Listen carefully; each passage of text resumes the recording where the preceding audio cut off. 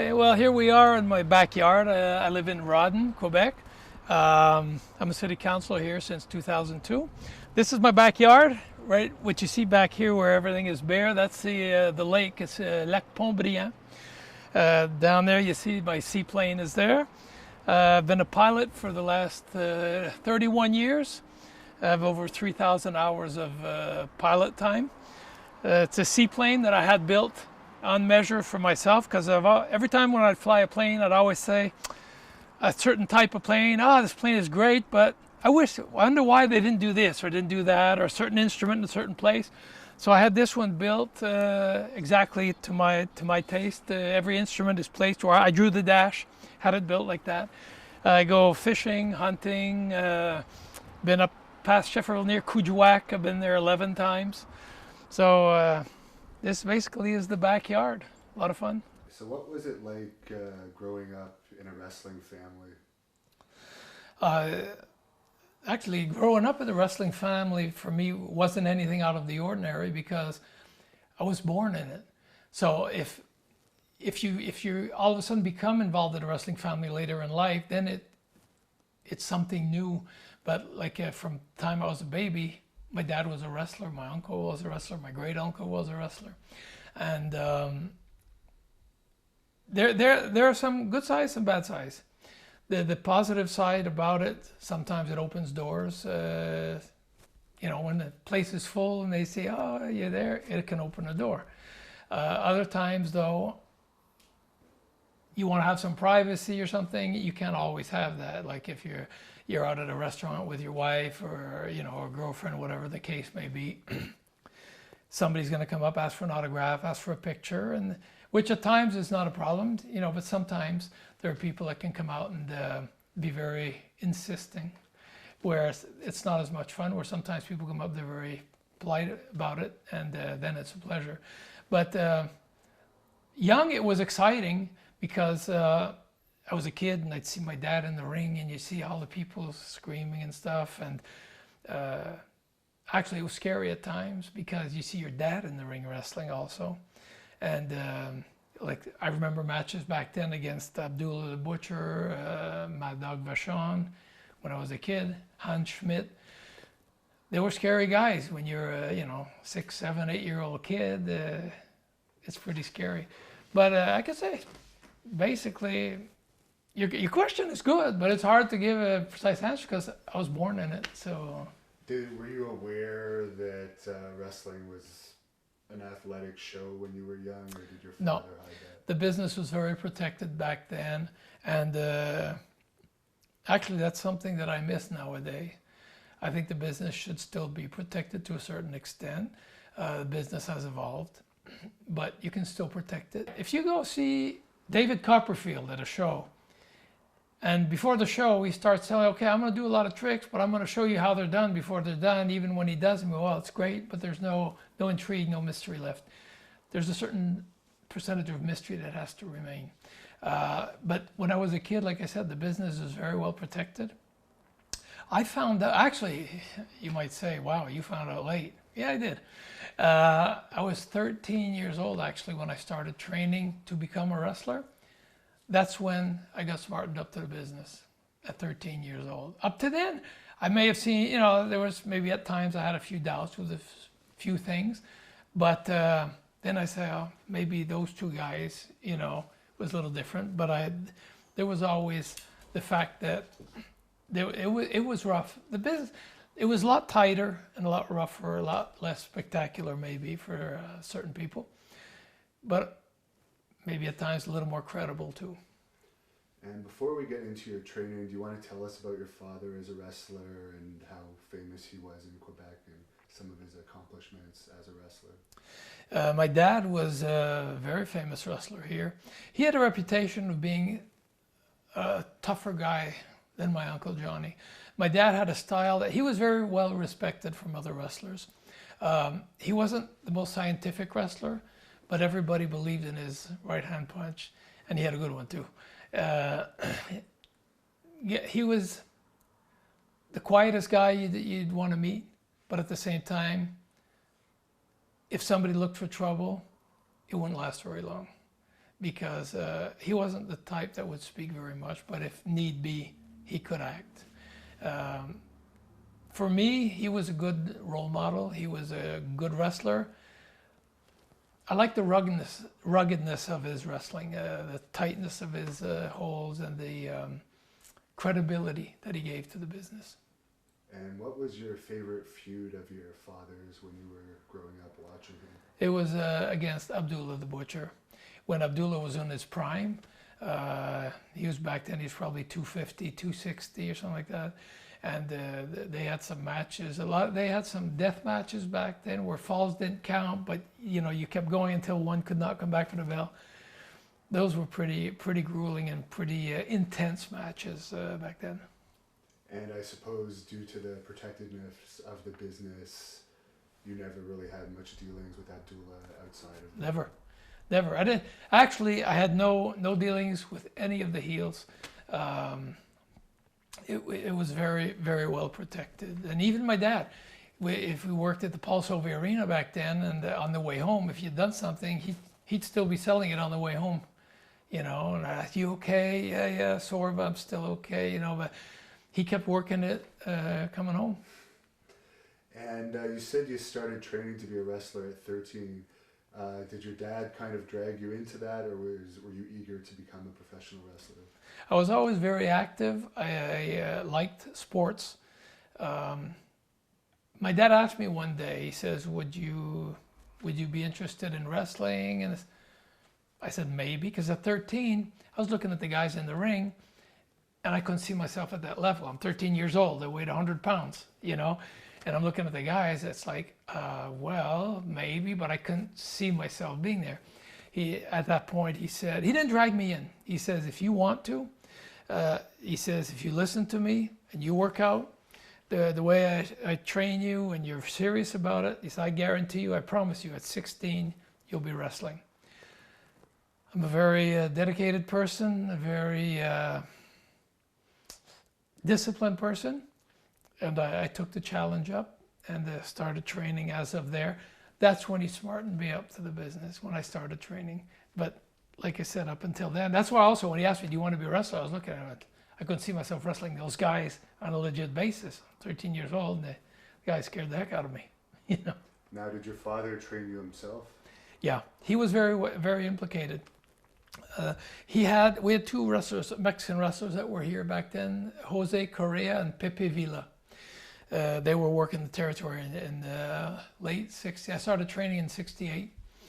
I started wrestling in 71. And I'd say in 1970, Pepe Villa and Jose Correa were here. And so he hired them to come and train and wrestle with me in the ring. And there was one main coach that I had was Luigi Macera back then.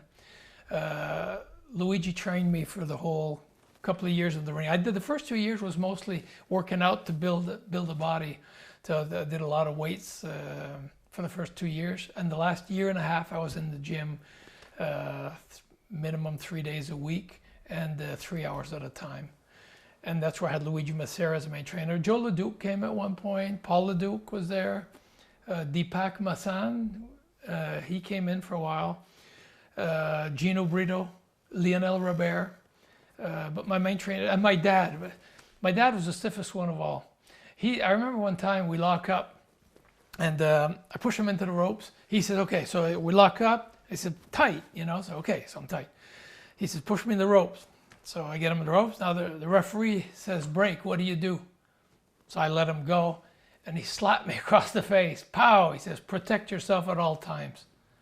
I was like, wow, okay, this was an awakening. You know, I didn't expect that. So after that, when he said break, okay, my hands were up. I'm breaking, but I'm protecting myself, even if it's a work. And at that time, the late 60s, early 70s, how successful was the Montreal territory? The Montreal territory was on fire. Back then, in the late 60s, Ivan Koloff was here, Hans Schmidt, Maurice Vachon. They were selling out the Forum. Actually, my uncle Johnny had... he set a record at the old Forum with Ivan Koloff. The territory was on fire back then. It was really good and very motivating too. On average, how many events were there a week? The territory here, it was a summer territory because in the winter, you always had the arenas which had their hockey. So you couldn't, a lot of them weren't equipped to set up rings on the ice back then. So basically it was a summer territory. We'd be working basically from middle of May until right after Labor Day. It was pretty much 7 days a week. I remember one summer when I started, I was a kid, 16 years old, and I don't think I had a day off in 4 months. So I remember at one point I was anxious for summer to be over to have a day off, because I went back to school after that. So as soon as I quit school, 7 days a week I was wrestling all over, and right up back until I went back into school again. What was it like going to school with regular kids while you were a pretty famous wrestler? I guess you were probably on TV, Yeah. wrestling in front of large crowds and big arenas. Yeah, they were impressed, because even more so back in the 70s when you were on TV, it was like a big event. Now there's so many stations and everything, it's a little different. But back then, I'd go to school and they say, "Oh, I saw you on TV on Saturday." It made you popular with the girls, so that was a good thing. And do you remember your first match? Yes, I do. My first match was in Joliet, Quebec, which is only 25 minutes from here, and against Butch Morgan. It was a sellout crowd.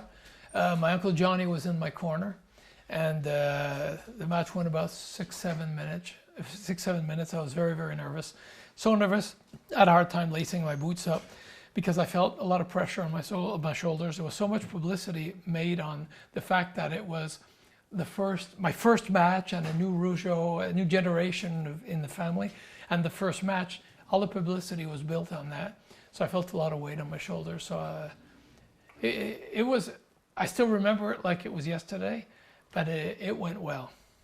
So just for people who may not know, you were the first of Jacques Rougeau Sr.'s kids to become a wrestler, so you're the first second generation. Correct, yeah, because there was my Uncle Johnny and my father Jacques, and then I was the next one to come in. My brother Jacques actually came in 6 years later. Okay. Yeah. Did you have much contact with Mad Dog Vachon in your younger days? Not at all, because when I started training,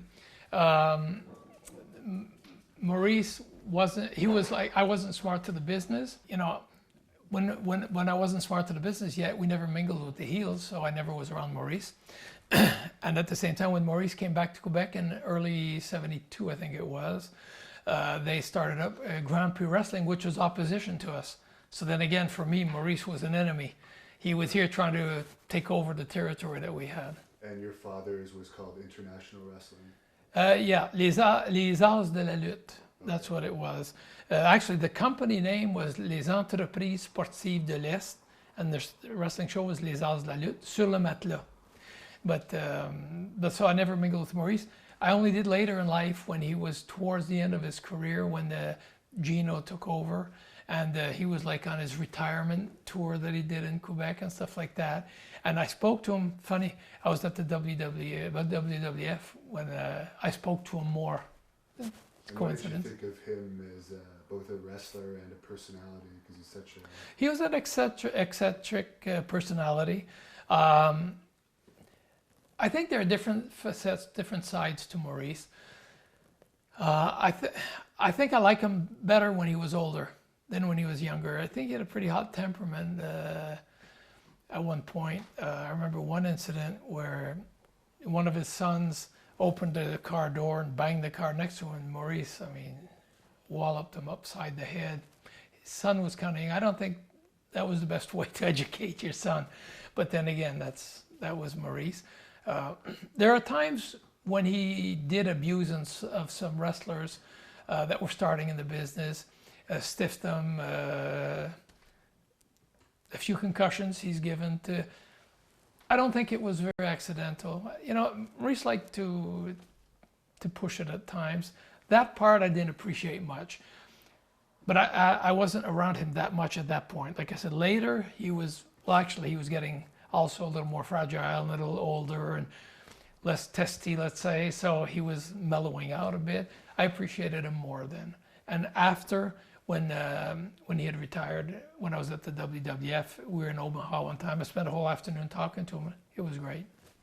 And did you have much contact with Frenchie Martin as a wrestler in your early days? Yeah, Frenchie Martin. One of my first angles I did, it was in Cap de la Madeleine. Frenchie Martin and Michel Vigneault back then, which is Rick Martel's brother, which died. They were, I think they were called the Patriots back then. I'm going back now a lot of years. They were the Patriots. So Frenchie Martin and Michel Vigneault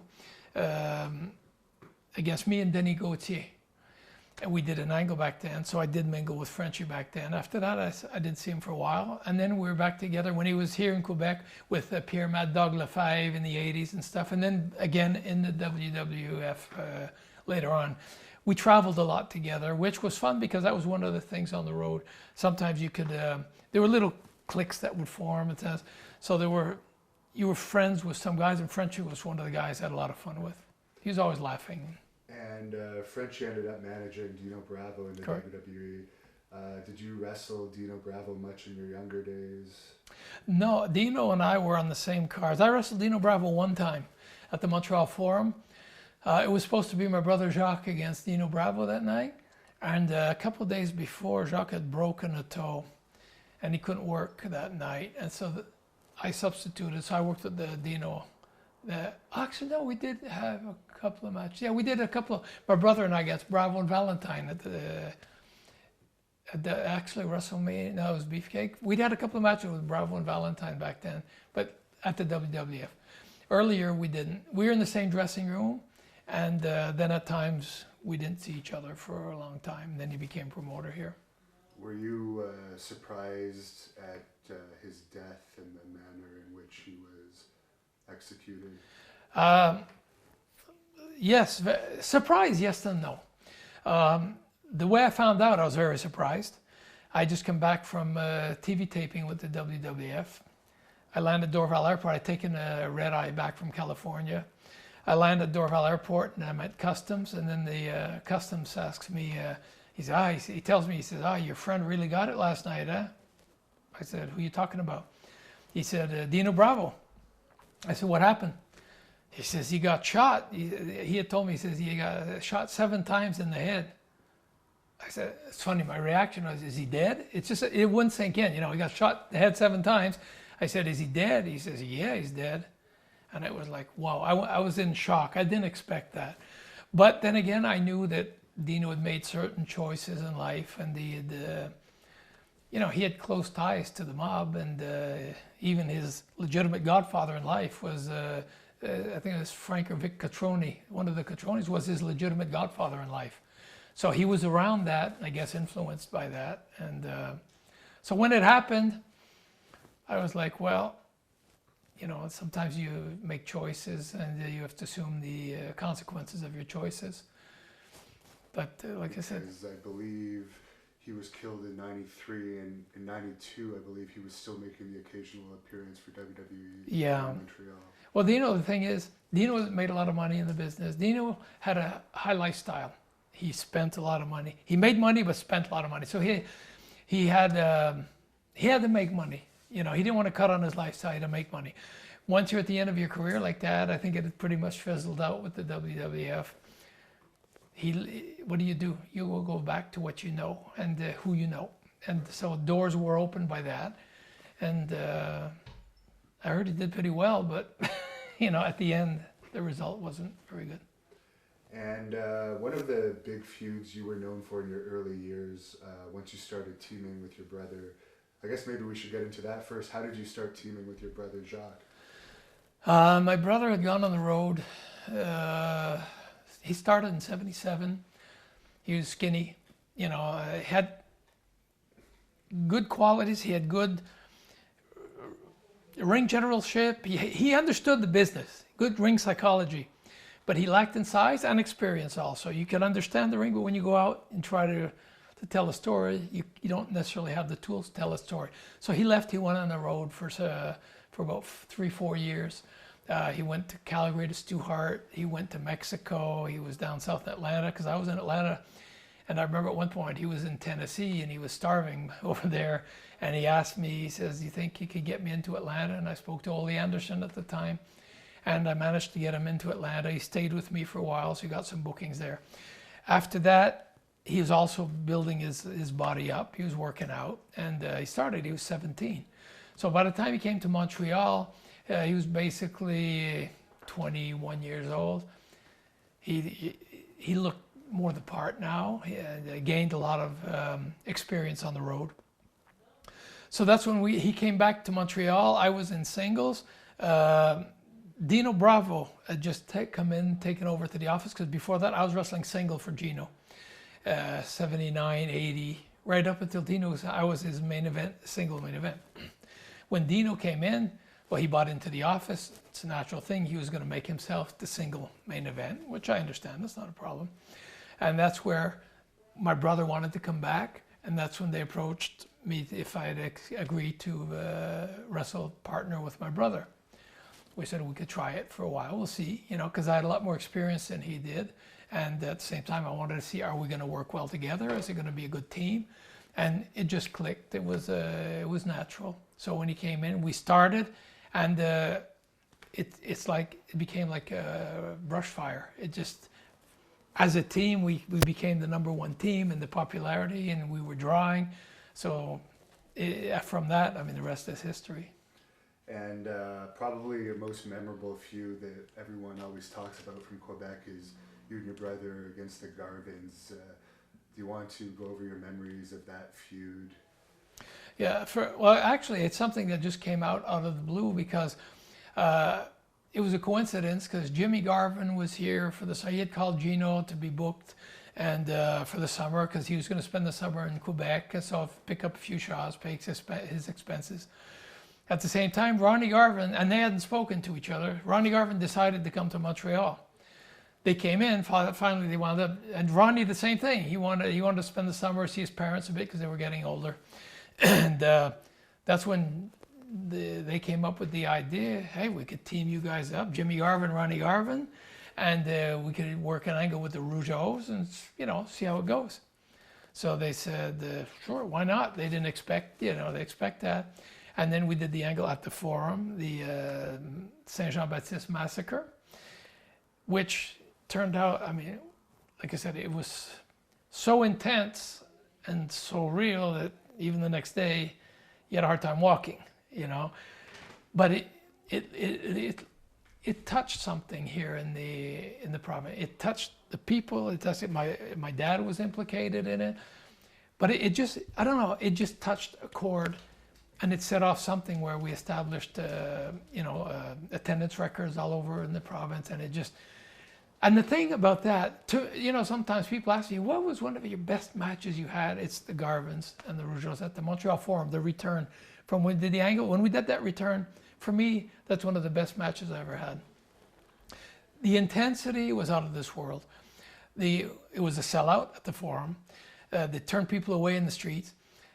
The screaming was so loud, the people were yelling so loud that it was distorting in the ears. You know how if you turn up a speaker too loud, all of a sudden the sound just vibrates, it doesn't sound, that's what it was sounding like in the ears. It was so loud. And the Garvins brought the best out of the Rougeaus, and I think the Rougeaus brought the best out of the Garvins. It was just, like I said, a match made in heaven. Everybody brings out the best of each other, and everybody was intense. Ronnie Garvin's a tight worker, rugged worker, which that I appreciate. And I like to be that way too. Jimmy Garvin brought a compliment to Ronnie's style. I have my style, my brother compliments my style. So everybody complimented each other, and it came out with a winning recipe. Were you surprised when Ronnie Garvin went on to become NWA World Champion? No.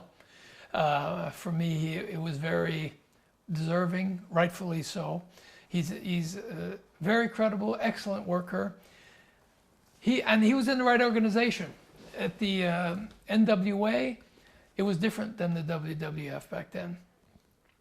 They were still, like Ted Turner would call it, still wrestling. Yeah.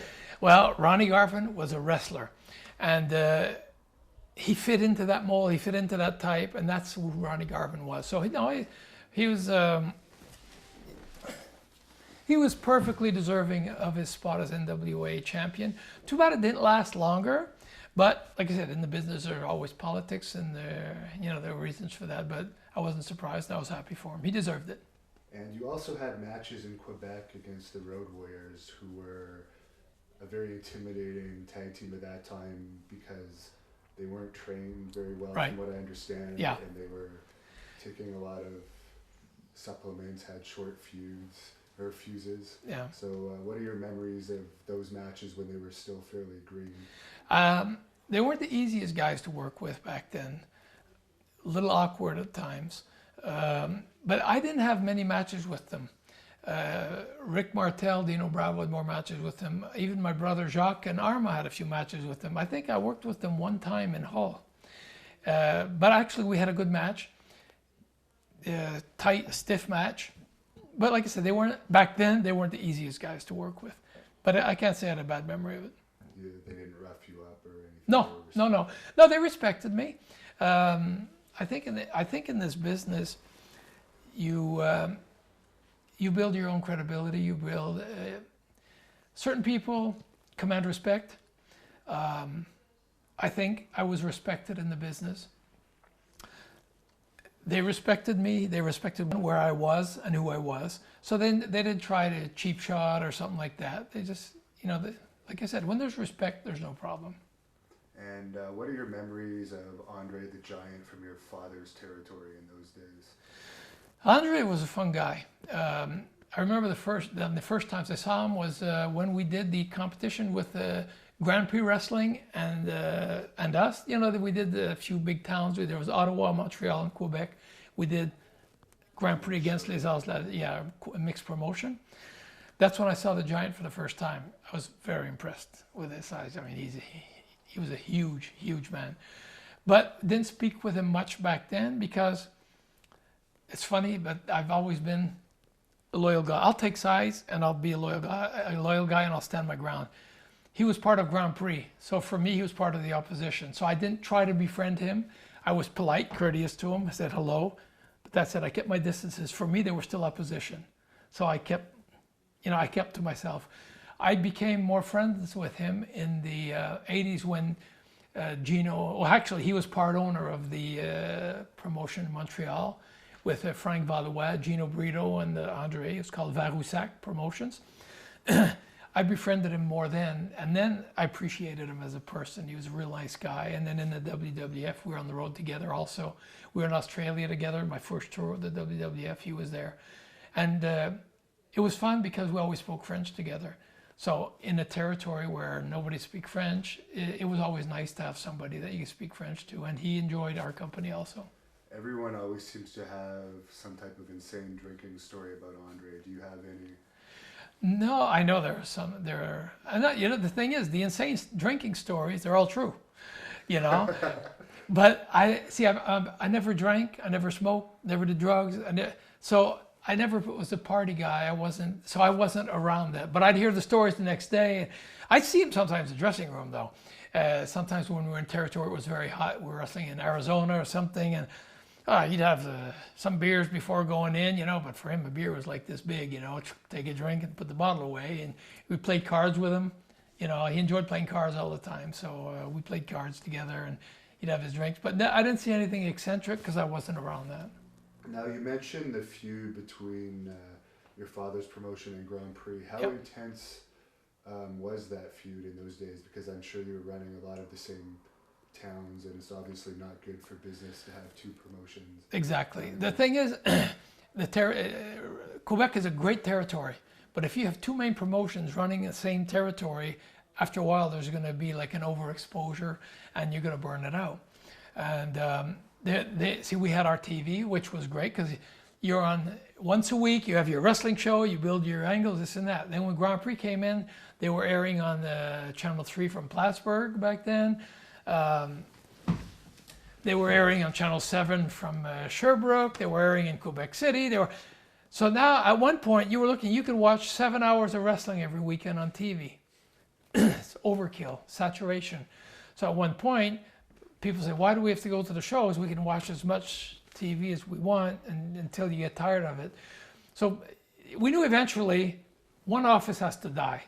So basically there were two offices, so there's 50-50 chance it's going to be you, it's going to be him. And at that time also, what made it more intense, the see, the thing was, there were guys that would jump camp. They would switch. They'd go from, like the Ledukes, they had switched from us to Grand Prix Wrestling. Well, but see, when they came in, they were big names. There was Edward Carpentier, Killer Kowalski, the Vachons.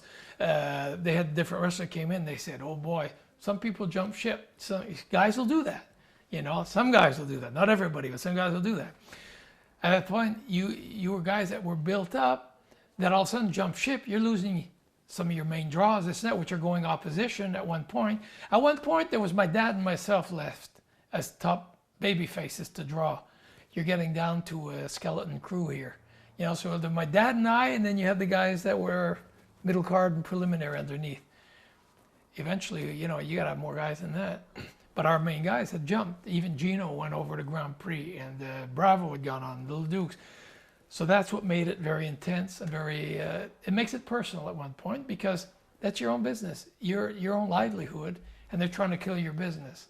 So, you know, it got pretty heated up. And then there was the incident with Dick Taylor back with my dad back then. Dick Taylor, we'd built up, was our main heel.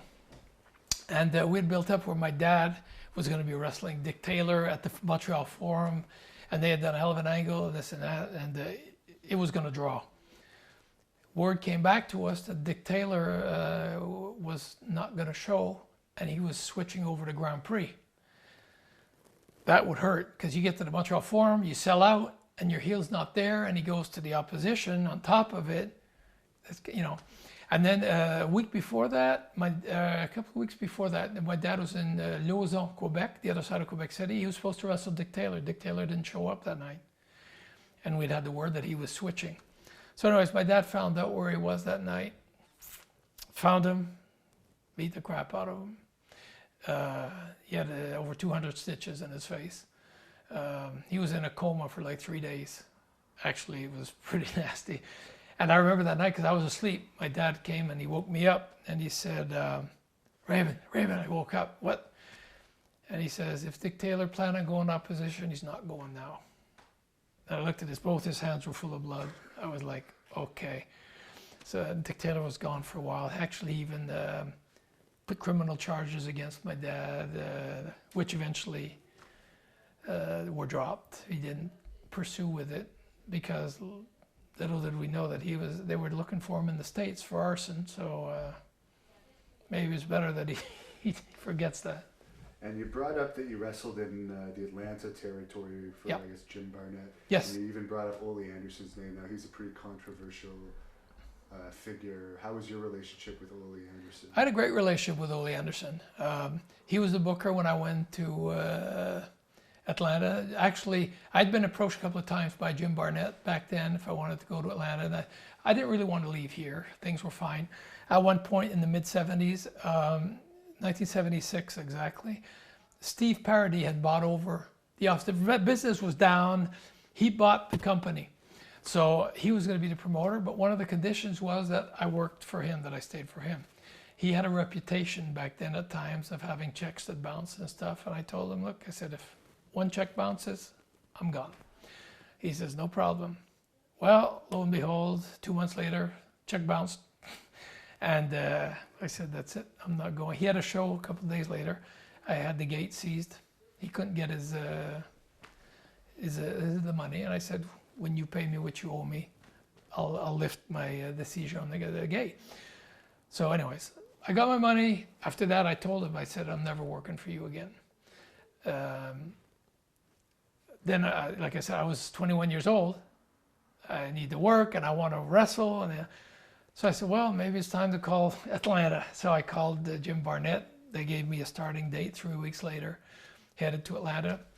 Ole, hey, I have nothing to say against him. I know some guys don't like him. Some guys have different things about him. Personally, I wrestled Ole probably 50 times. Great matches. He was a good wrestler. Respected me. I respected him. And I have nothing bad to say about the guy. I had a good relationship with him. And what was your favorite memory of wrestling in that territory? My friendship with Ricky Steamboat. Rick Steamboat was the starting in the wrestling. He'd only been wrestling 6 months, 8 months. And he left Minneapolis, went to get experience. They sent him to Atlanta. And him and I became best friends in Atlanta. We worked out together every day, traveled together. You know, we had good times. We were, you know, both single, had different girlfriends in Georgia. You know, it was a great time. I had a lot of fun. He was a super nice guy. We both had cars. We loved to play with our cars back then too. Working on the engine, I had a Pontiac Trans Am, and you know, we worked on it, put headers on it. You know, we liked back in the '70s. It was a thing. We pimped our cars. We had fun with it. And so you ended up going back to the new company. I guess it was run by Gino Brito, Dino Bravo, and a few other people. And that's when you were tagging with your brother before you went off to WWE. Do you want to tell us how both of you ended up in the WWE? Yeah. 1981, like I said, Dino Bravo bought into the office, and my brother and I were tag team, and we did very, very well here. Lots of girls, as your brother told us. Well, you know, the thing is, you know, it's for sure when the business is popular, when you're popular, you know, it's more accessible, let's say. We're doing very well as a team. We worked well together. We had great matches. The way it happened is funny because I got a call from Edouard Carpentier. Him and Guillaume, because the French TV here had switched. They were going to now air WWF wrestling. It was Guillaume and Edouard Carpentier. They were airing Gino shows, and all of a sudden they switched and they went to WWF. I keep wanting to say WWE, but because I'm used to saying that now. You can call it whatever you want for this purpose. Okay. So Edouard Carpentier calls me. I hadn't spoken to him in a while, and I was a little like cold with him because I was upset that they had switched TV with WWF. And because I knew it was hurting the business here. And to be successful in wrestling, it's since always you need to have a TV show. That's your vehicle to promote your events, your angles, or whatever. By no more TV here, I knew it was going to be very difficult. So when Edouard called, I was very just, you know, small talk. Yes, how are you? Yeah, I'm good. What's up? You know. And he says, Raymond, he says, have you ever considered coming to WWF? I said, no. Because what I had heard back then was, you know, the guys were on the road constantly. You have to go live in New York. These are the rumors. I mean, you have to move there. And I was well set here. You know, financially, I was already in decent shape. So I wasn't like, oh, I have a chance to make some money. Yes, it's great, but it wasn't like that was my incentive. You need to have an incentive. I didn't need it. Exactly, main event player here. I had income properties, and I was in good shape. So, but Edward said, "Oh, that would be the place." You know, he says, "Raymond, your place is in the WWF."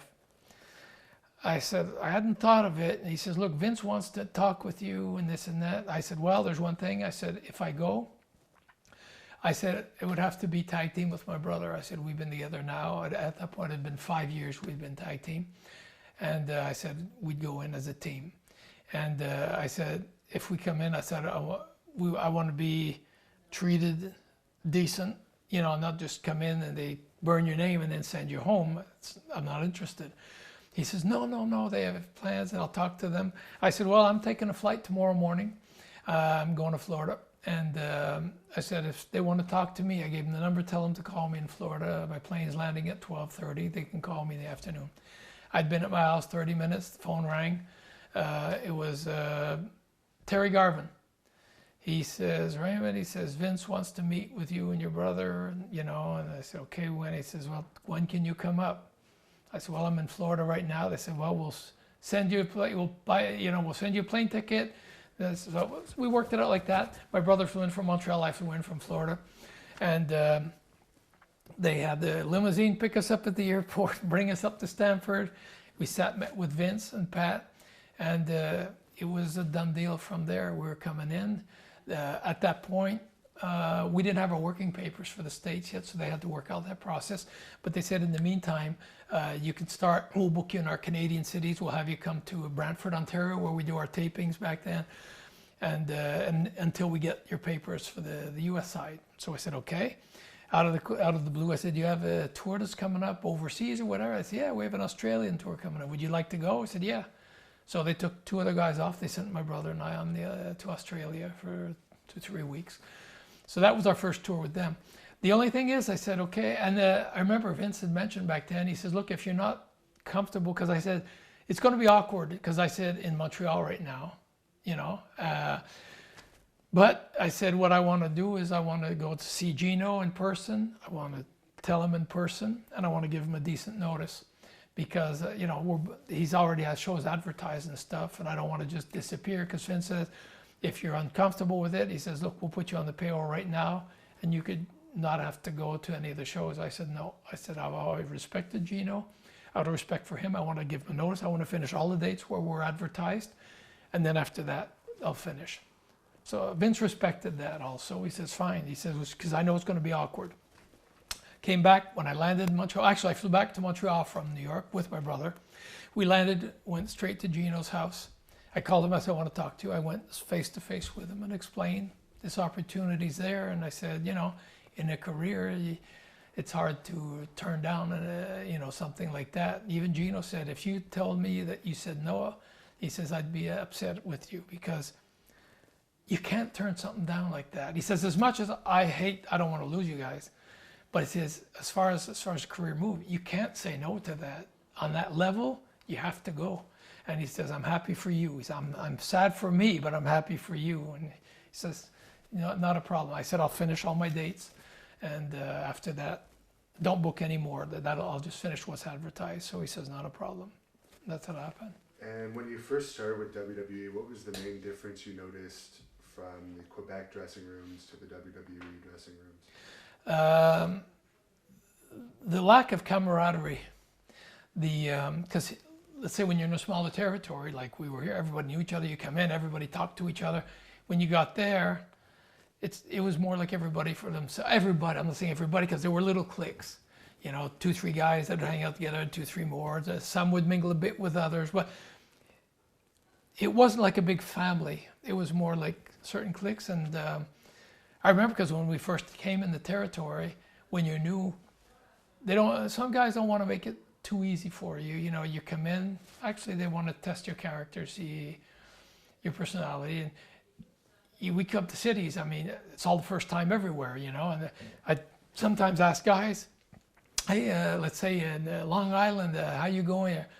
Oh, well, we're driving out, you know, could we get a ride with you? Because, you know, New York is a complicated area when you're not used to it, you know, all the freeways, interstates, this and that. And we're in Newark, so we have to go to the Nassau Coliseum. So when you're not used to it, it's not that easy, and you're just coming in, you don't want to be late, the traffic, whatnot. So we try to hook up a few times to get some lifts with some guys. You know, we'll split the expenses, whatever. But they always had a good reason for not wanting to give us a lift. So it didn't take long. You know, after a couple of weeks, you say, okay, it's everybody for yourself. And so my brother and I, we'd do our thing. So it was the lack of camaraderie. Like I said, when you come in, it takes a while before you get established. Before you come in, some guys won't even say hello to you. That's okay, you know. But that's the main difference that I noticed. We're in a smaller territory. You come in and the guys, hey, how you doing? And they'll introduce yourselves. When you come in there, guys don't even look at you. Until you became a regular and you've built a name for yourself, then all of a sudden now they have more respect. Now you're somebody. But the new guy that comes in, he has to go through the whole thing. And you came in as baby faces, and I just want to name some of the people you feuded with, and if you could just give me memories of the feud. So you feuded with the Hart Foundation when you were baby faces. Any memories of that? Yeah, actually, I enjoyed working with them. They were good workers. Bret and Neidhart, they complemented each other well also. We had some excellent matches with them. Actually, they were even putting us on last most of the nights because it finished off the card real well. And the only problem that we had with that at times was that being from Quebec and speaking French, there was always a percentage of the population that didn't want to like us because of that, you know. So when there were times, the Hart Foundation were heel, were baby faces. When we come in the ring, we'd have, at that point, let's say 20% of the people that would boo us just because we were from Quebec and we were French. And those people would cheer for the Hart Foundation. So instead of being 100% heel, they were 75% heel, 25% babyface. We were 75% babyface, 25% heel. As the match progressed, we'd wind up at the end of the match, we were completely babyface, but we had to work for it all the time. And eventually, the percentage even changed more, you know. But we had good matches. I enjoyed working with them. And were you surprised at all at Bret Hart's later success as a singles wrestler? Surprised, yes and no. You know, in this business, everything is timing. Bret was as good a wrestler when he was working with us as the Hart Foundation as he was when he became a babyface, a single babyface, and became WWF champion. The thing is, the timing was everybody was jumping ship to WCW, so Vince, he had to create his own superstar. He knew the talent Bret had. He knew the capabilities that he had. So that's where, at that point, he decided to invest into Bret, you know, to be the flagship for his company. So I wasn't surprised. I just thought, for me, I just thought, right time, right place. The right guy, but right time, right place. Because if those guys have never left, he probably would have stayed at the level where he was. He would have maybe gone Intercontinental Champion, but that would have been probably it. But all of a sudden, it was empty on top. What do? Build Bret Hart, build Shawn Michaels, you know, stuff like that. And Bret ended up developing a little bit of an attitude. Was there any glance of that attitude in those younger days? No. He was fine. I remember when we came in the territory, like they put us over for like 6 months straight. That got to him after a while, you know. That was getting to him a little bit, which is understandable. I mean, everybody has ambitions, and when night after night you're putting the guys over, it plays on the morale a little bit. You say, where are they going with us? What are they doing with us, you know? But besides that, no, he had no attitude. He was fine. Actually, always very pleasant. He always, like I said, it's funny, the word respect comes back a lot, but Bret respected me, and I respected Bret. So there was always a good level of conversation there. And Bret could speak his mind, I could speak my mind, but it was always in a respectful way. He didn't have to wear kid gloves to talk to me, you know, and the same. If something I didn't like, I said, Bret, and we'd just talk. And it was the communication channel was very open, very fluid there. He had no problem then. Just later on, you know, when he became champion, then there were a bit of problems. And we'll come back to this, but while we're on the subject of Bret Hart, I know you were there for the infamous Montreal Screwjob night doing the French commentary. Right. Do you have any thoughts on that particular night since you were right there? Yeah, I was at ringside. When it happened, I knew Bret was going to WCW then. Like I said, everybody has their own version of it. And I heard a version from the office, and then I heard a version that came from Bret's side, which is not exactly the same version. I understand both people. The only thing is, in this business, there's always somebody that's going to help you get to where you are. When guys were putting Bret over to make him the champion, to make him what he was, at one point, the company made him a lot of money, gave him credibility, made him famous. You know, Bret Hart became a superstar. My vision of it, my vision of a situation like that is, once that happens, he's leaving. He already had a contract signed with WCW. He was set.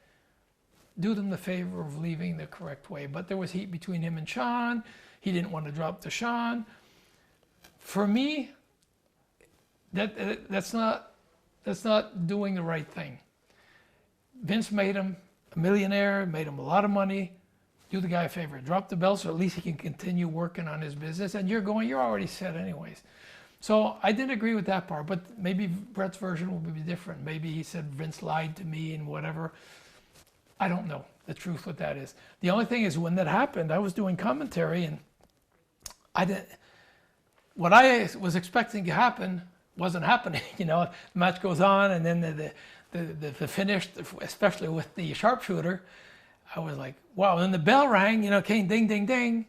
I remember looking at my co-commentator, and I took the mic away, and I just told him, I said, Bret just got screwed. I remember telling him that. And he says, you think so? Yes. And then I saw the heat that went on with everything that happened after that, and I told him, he's pissed, you know. So, like I said, Vince did what he had to do for his company. I respect that. The other side of the story, I don't know. The only side I got was that Vince didn't want to drop the belt to Shawn. He was deciding. See, the thing is, he didn't want to drop it to Shawn. The version I got was he was willing to drop the belt, not to Shawn. What if he would have worked with guys and they would say, I'm willing to put somebody over, not Bret. Vince's plans was to go with Bret. So now his plans was to go with Shawn, work with him. You know, even if you don't like the guy, I've worked with guys I don't like before. You know, and I was professional about it.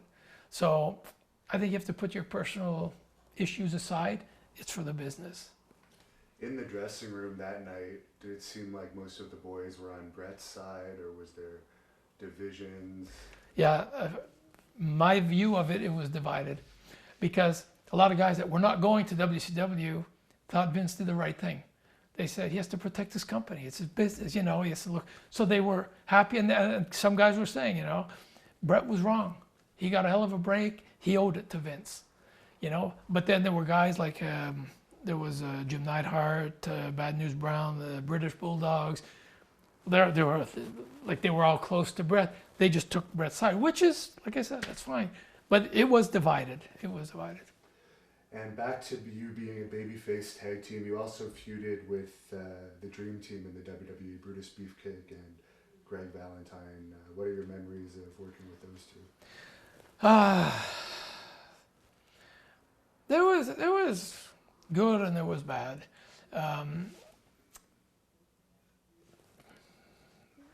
Greg partied a lot, you know, at times wasn't as into it as he could have been. He's a hell of a worker. You know, he was a hell of a worker. And I don't know, sometimes it's like he wasn't there. You know, We've had our own dealings with Greg in this company, and he seems to have almost dual personalities sometimes. Yeah. So basically that was an issue of I think the reliability and stuff like that of him showing and not showing, or being up to par for the match or whatnot. But I had a lot of good matches with him. Beefcake at times was a little funnier. I mean, when I mean funny, not funny, haha, just little. Because at sometimes, for a while, they were putting us over also. And I think it bugged Beefcake a little more than it did Greg back then.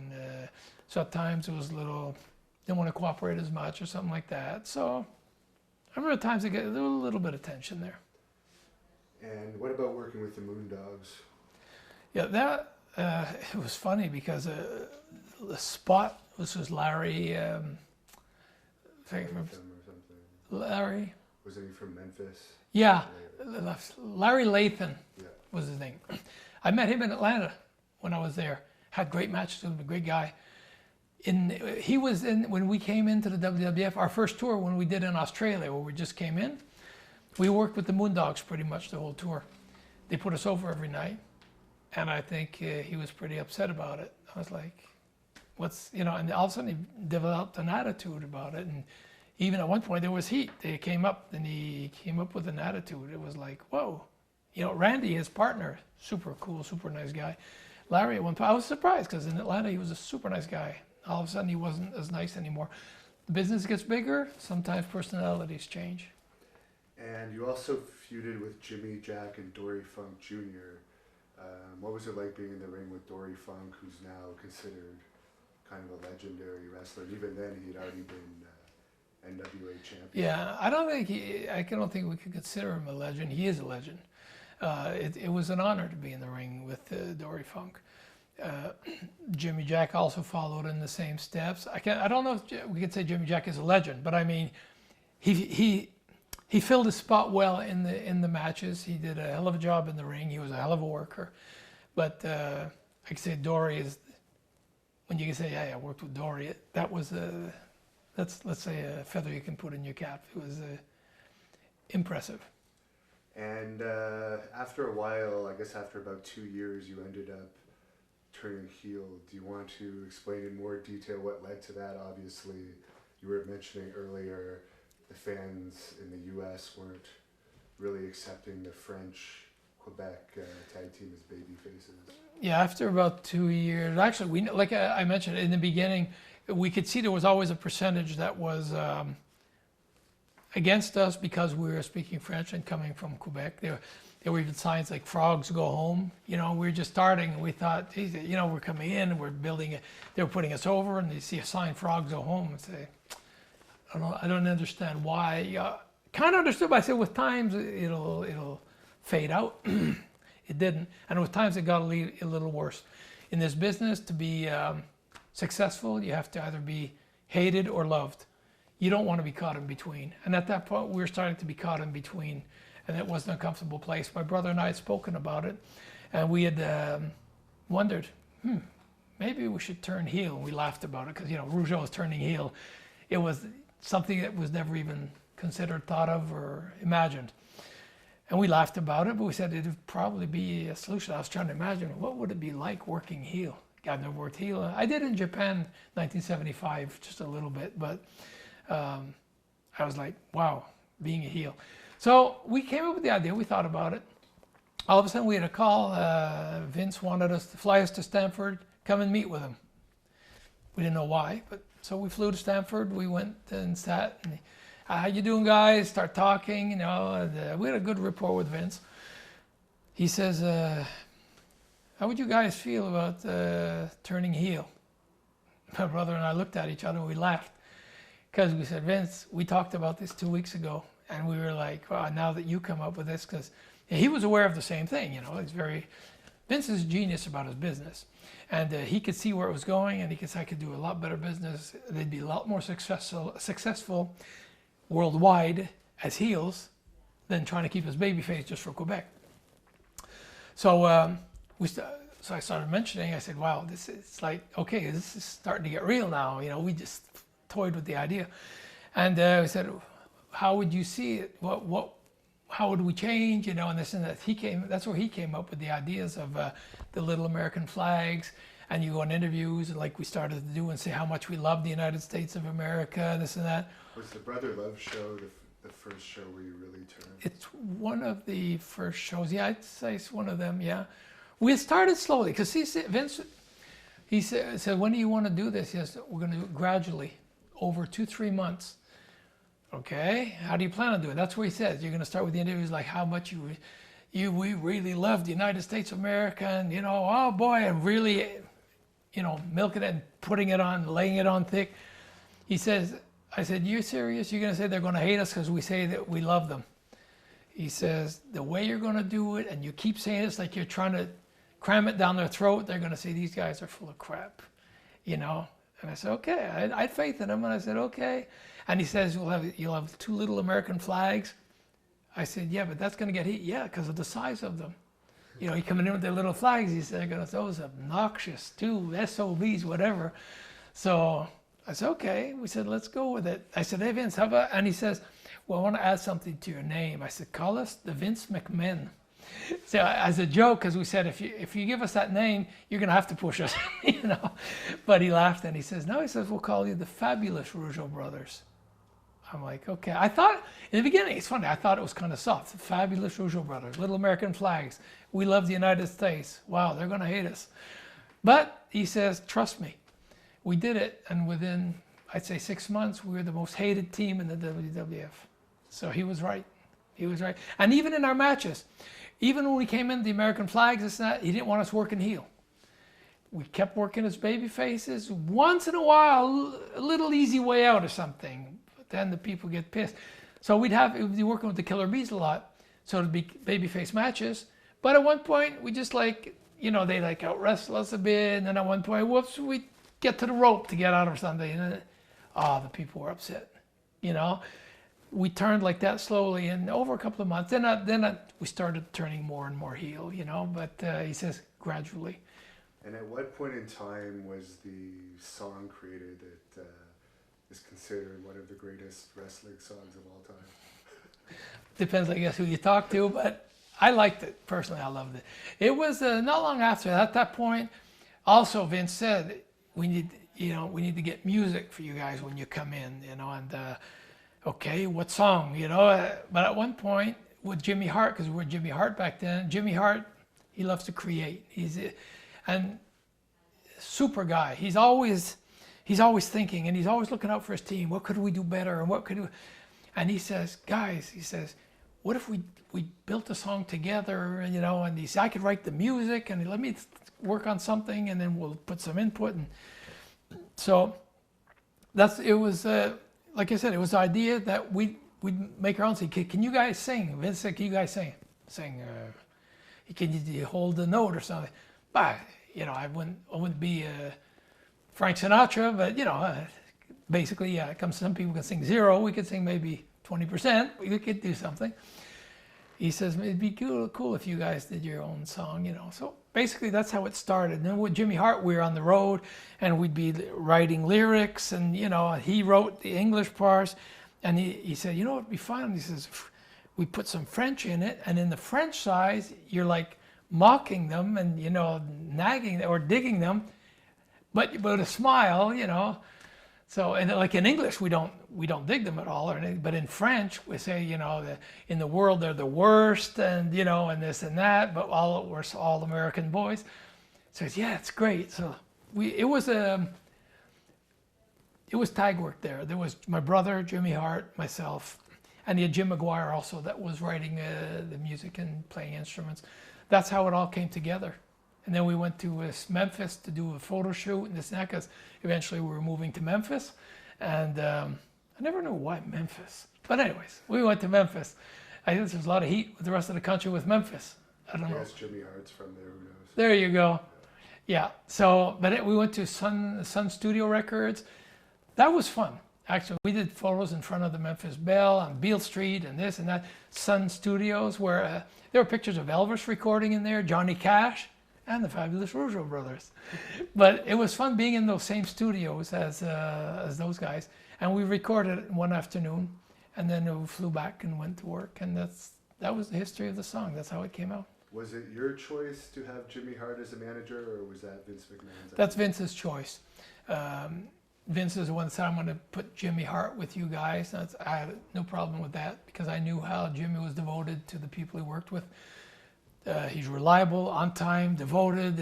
After the match, you could stay till 1 a.m. talking about plans. We could do this, and he'll be there till 1 a.m. It's not like, hey guys, tired, I'm going to bed. He loved the business. Now, when you won the tag team titles for one night only from the Hart Foundation, Yep. Were you guys baby faces or heels? We were baby faces. Okay. It was just before we turned heel. It was baby faces. It was an idea that I think Pat Patterson had, because we were working with the Hart Foundation. They were tag team champions. And Pat came up with the idea. He says, that would be great if you guys... Oh, wait, no, we were heels. Jimmy Hart was with us. We were heels. It was not long after we turned heel, because now the Hart Foundation were baby faces, and then we turned heel. So Jimmy Hart was with us. We were heels.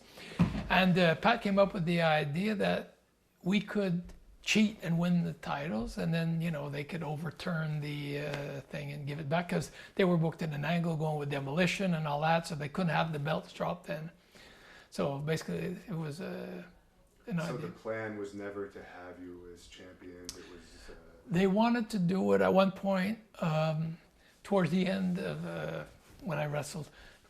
Actually, when I gave my notice, it was SummerSlam '89. I went to see Vince. And I'd been thinking about it. It'd been 3-4 months. I'd been thinking about it, that I wanted to retire. It was a road that was getting to me. And also a lot of injuries too, because the schedule was hectic. It was worse back then than it is now. Right now they still say they have a hectic schedule, but what we had back then was insane. At one point I got home 3 days out of 41. So, but it was like that all year round. After WrestleMania, I had 2.5 weeks off, and that's it the rest of the year. I got to come home here 5 days a month, not consecutive 5 days. My first day off, I could be in Houston, Texas. That's my first day off. I come here, I get home at 6 at night. That's my first day. I got 2 days left. I'm gone for another 2 weeks. It was like that all year round. And so the injuries, they add up. Being on the road all the time gets to you. And I just didn't have the financial motivation to want to do it anymore. I didn't need it anymore. So when I gave my notice to Vince, in March, I remember saying 50% chance I'll be done by September, but 100% chance I'll be done before Christmas, because I'm not an impulsive person. I think it out, and I waited. In March, I knew I was going to end that year, but when, I didn't know.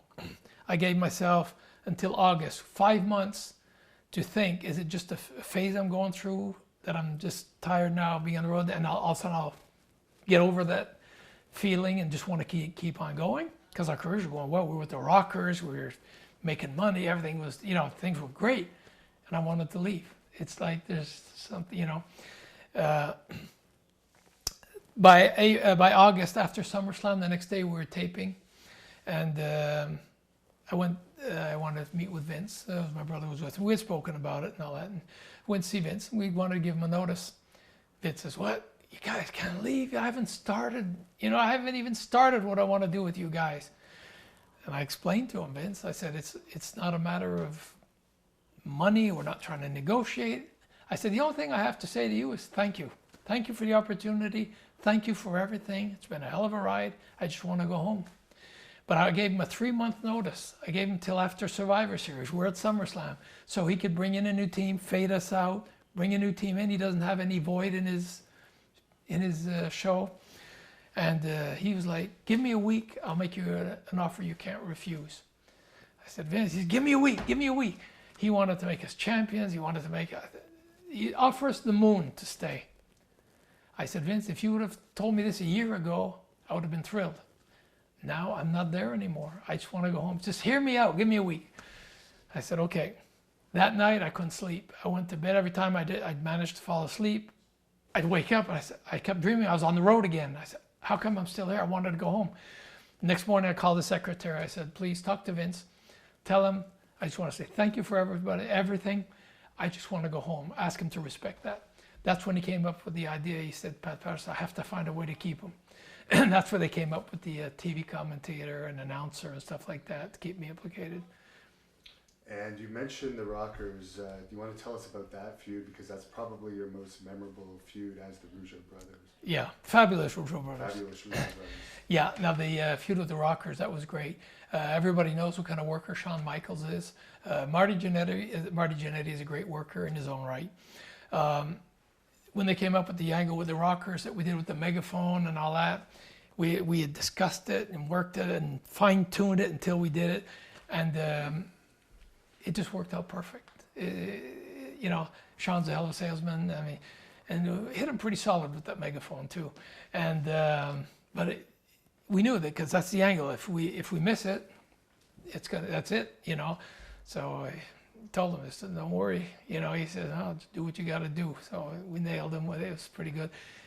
And that's where we were official. I mean, the people hated our guts. I had death threats and everything. It was great. And you were actually main eventing a lot of shows with Yep. that match. Yep. And having the first Ironman matches in WWE history, which were then called marathon matches. I guess. Correct. Yeah. You want to tell us your memories of those marathon matches? Back then, Pat Patterson was booking the territory with Vince. He was doing a lot of the matchmaking. I had a lot of matches with Pat Patterson. I had some hour matches with him. And at one point, I had spoken to Pat. I love to work in the ring. I told Pat, I said, one thing that would be, I said, with these guys, I'd like to work some long matches. Because a lot of matches were 10 minutes, 12 minutes, 14 minutes, I said, I'd like to work some matches. I said, it would give the business credibility. It would give the wrestlers credibility because they say, damn, these guys are good athletes to be able to go like that. I said, I'd like to be able to have some long matches with them. So he said, that's where they came up with the idea of the marathon match. I said, what is that? So he says, we'll go 1 hour. And I was like, okay. And I like that because I've done many hour matches before. And my first one, I was 17 years old, my first hour match. So I liked the idea. With them, I knew it was going to be fine. And so they booked a marathon match. At the end of the hour, the team that had the most falls wins. At the end of the hour, it was 1-1 in the falls. We go into sudden death overtime. Then we just play by ear. It could go 10, 15, 20 minutes. We went as long as 20 minutes after. We like an hour and 20-minute match. We were on last for that, evidently, because it was a hard match to follow for other guys. And they booked a couple of them, and they were like, wow. And the people were, it attained what I hoped it would attain. And for the business, it was good. So then they booked we did the major cities all over. And one funny story was we were touring. We were over in Europe for a while. on the way back from Europe, because we were jet lagged all the time. You know, I mean, sometimes you wake up in a plane, you look outside, you don't even remember where you're going. I remember that going to Texas one time, coming back from Europe. Take my plane ticket out. Oh yeah, I'm going to Houston. Okay, you get so jet lagged. We fly back from Europe. We'd been there for 10 days. Land, go to Nassau Coliseum. Okay, I look on the wall. I look at the card. I see marathon match, the Rougeaus and the Rockers. I remember the agent that was there. I told him, I said, this is a rib, right? This is a joke. And at that point, it's not like we're green in the WWF. We'd been on the road for over 3 years. I'm like, this is a rib, right? He says, no. I said, bullshit. I said, this can't. We're so jet lagged, I have a hard time standing up. And I said, we're in a marathon match? He says, I know. He says, they messed up. They didn't realize when they booked it that you were just coming back from Europe. And I said, this is a rib, you know. So I was trying to mind myself. We had our marathon match. And it's the next day I was in Houston. An afternoon show also. Got back to the hotel, got to sleep. I was going to change my flight to leave later because we had like a 6:30 flight in the morning to Houston. I said, I got to change this. I can't sleep for 4 hours and get up and go to Houston, you know.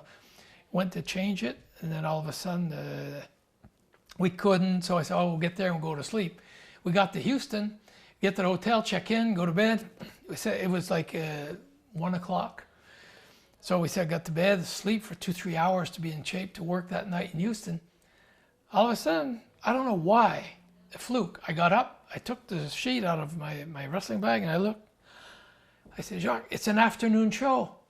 It was a 2 o'clock show. At that point, it was like 1:30. I was just falling asleep, and I don't know why I even checked it. 2 o'clock show. The airport's half an hour from the building.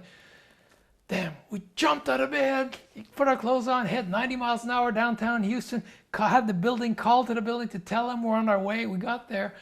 We were like 15 minutes from our match. We just got in, put our clothes on, boom, the bell rang, jumped in the ring, had the marathon match. We had our wrestling match. Went back to the hotel, went to bed. You know, it was crazy like that. But we had great matches. There was one match, there's only one problem with a match like that. If you get injured early in the match, you can't go home early. You're going an hour. In Chicago at the Horizon, my brother and I against the Rockers, 15 minutes into the match, Marty Jannetty gives me a power slam, shoots me in, gives me a power slam from the ropes. As I land, his elbow landed in my armpit, tore a ligament in my arm. So we're 15 minutes in the match. I felt it. When he landed, his whole weight was in the air, boom, my arm went like this, I couldn't move. I'm like, damn, and I knew it was bad, I couldn't move my arm. I tagged my brother, I said, I'm injured. We went the whole match, one fall to one fall, we win overtime. That is an injury I still feel today though, and that was 1989. That one I still feel.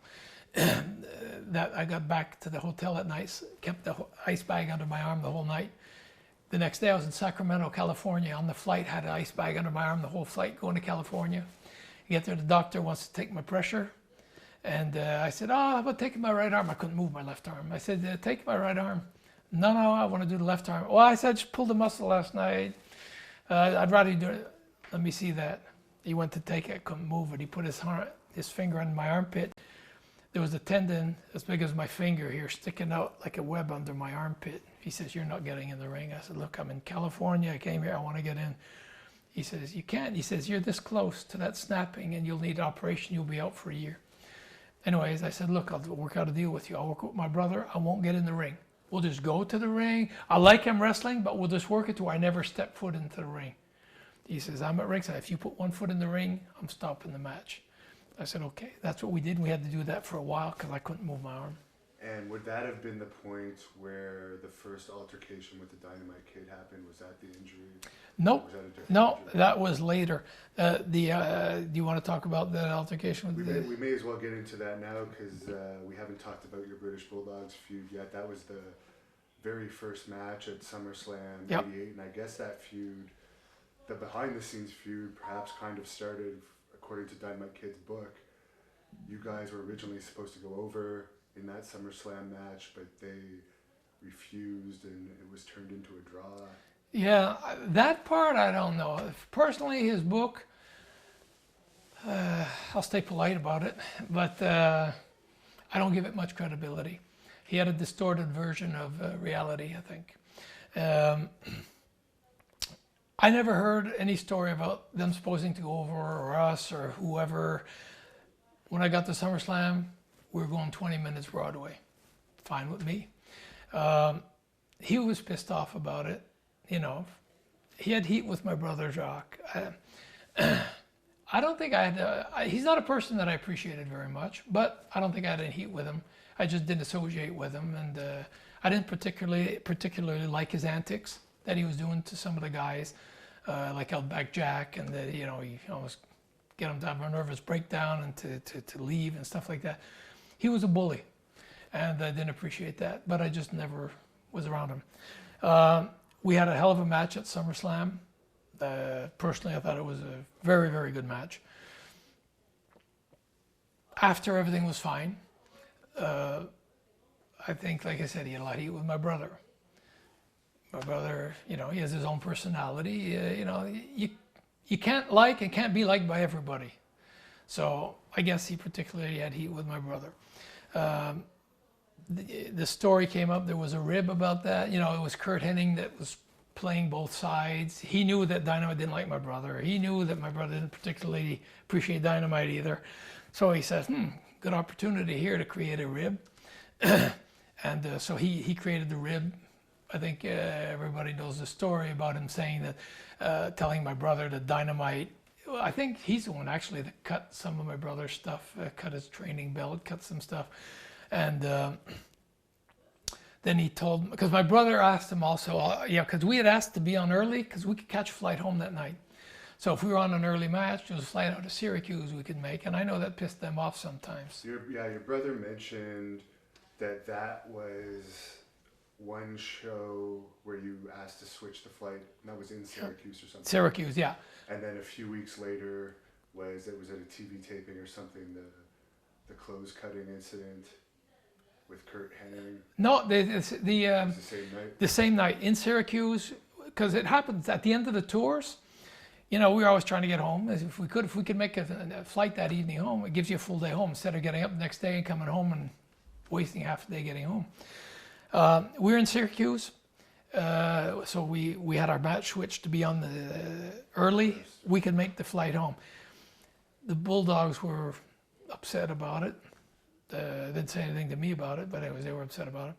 And my brother asked Curt Hennig to check his bag. He said, I don't trust the Bulldog, this and that. But like I said, Curt Hennig, we didn't know was playing both sides. So he says, no problem. So when we came back from the ring, we didn't have time to anything. We just like, boom, hurried, head to the airport. We had somebody bring us straight to the airport, jump on the flight.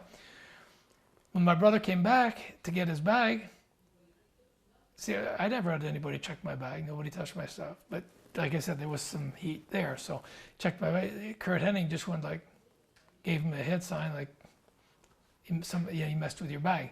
And we didn't have time. Boom, we're gone. That's when my brother saw his stuff were cut and this and that. So he was pissed. We had 3 days off. The next show, we headed to Miami.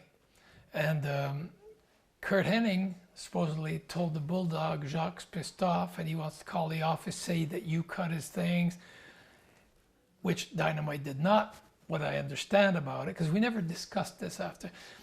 He did not, I understood. Did Curt Hennig ever actually admit to cutting it? No, after this whole incident, I don't think he did, but I think it came out to where all the eyes were turned towards him, and he was like now laying it low. But it had become so intense with the Rougeau Bulldog incident, everything else was secondary.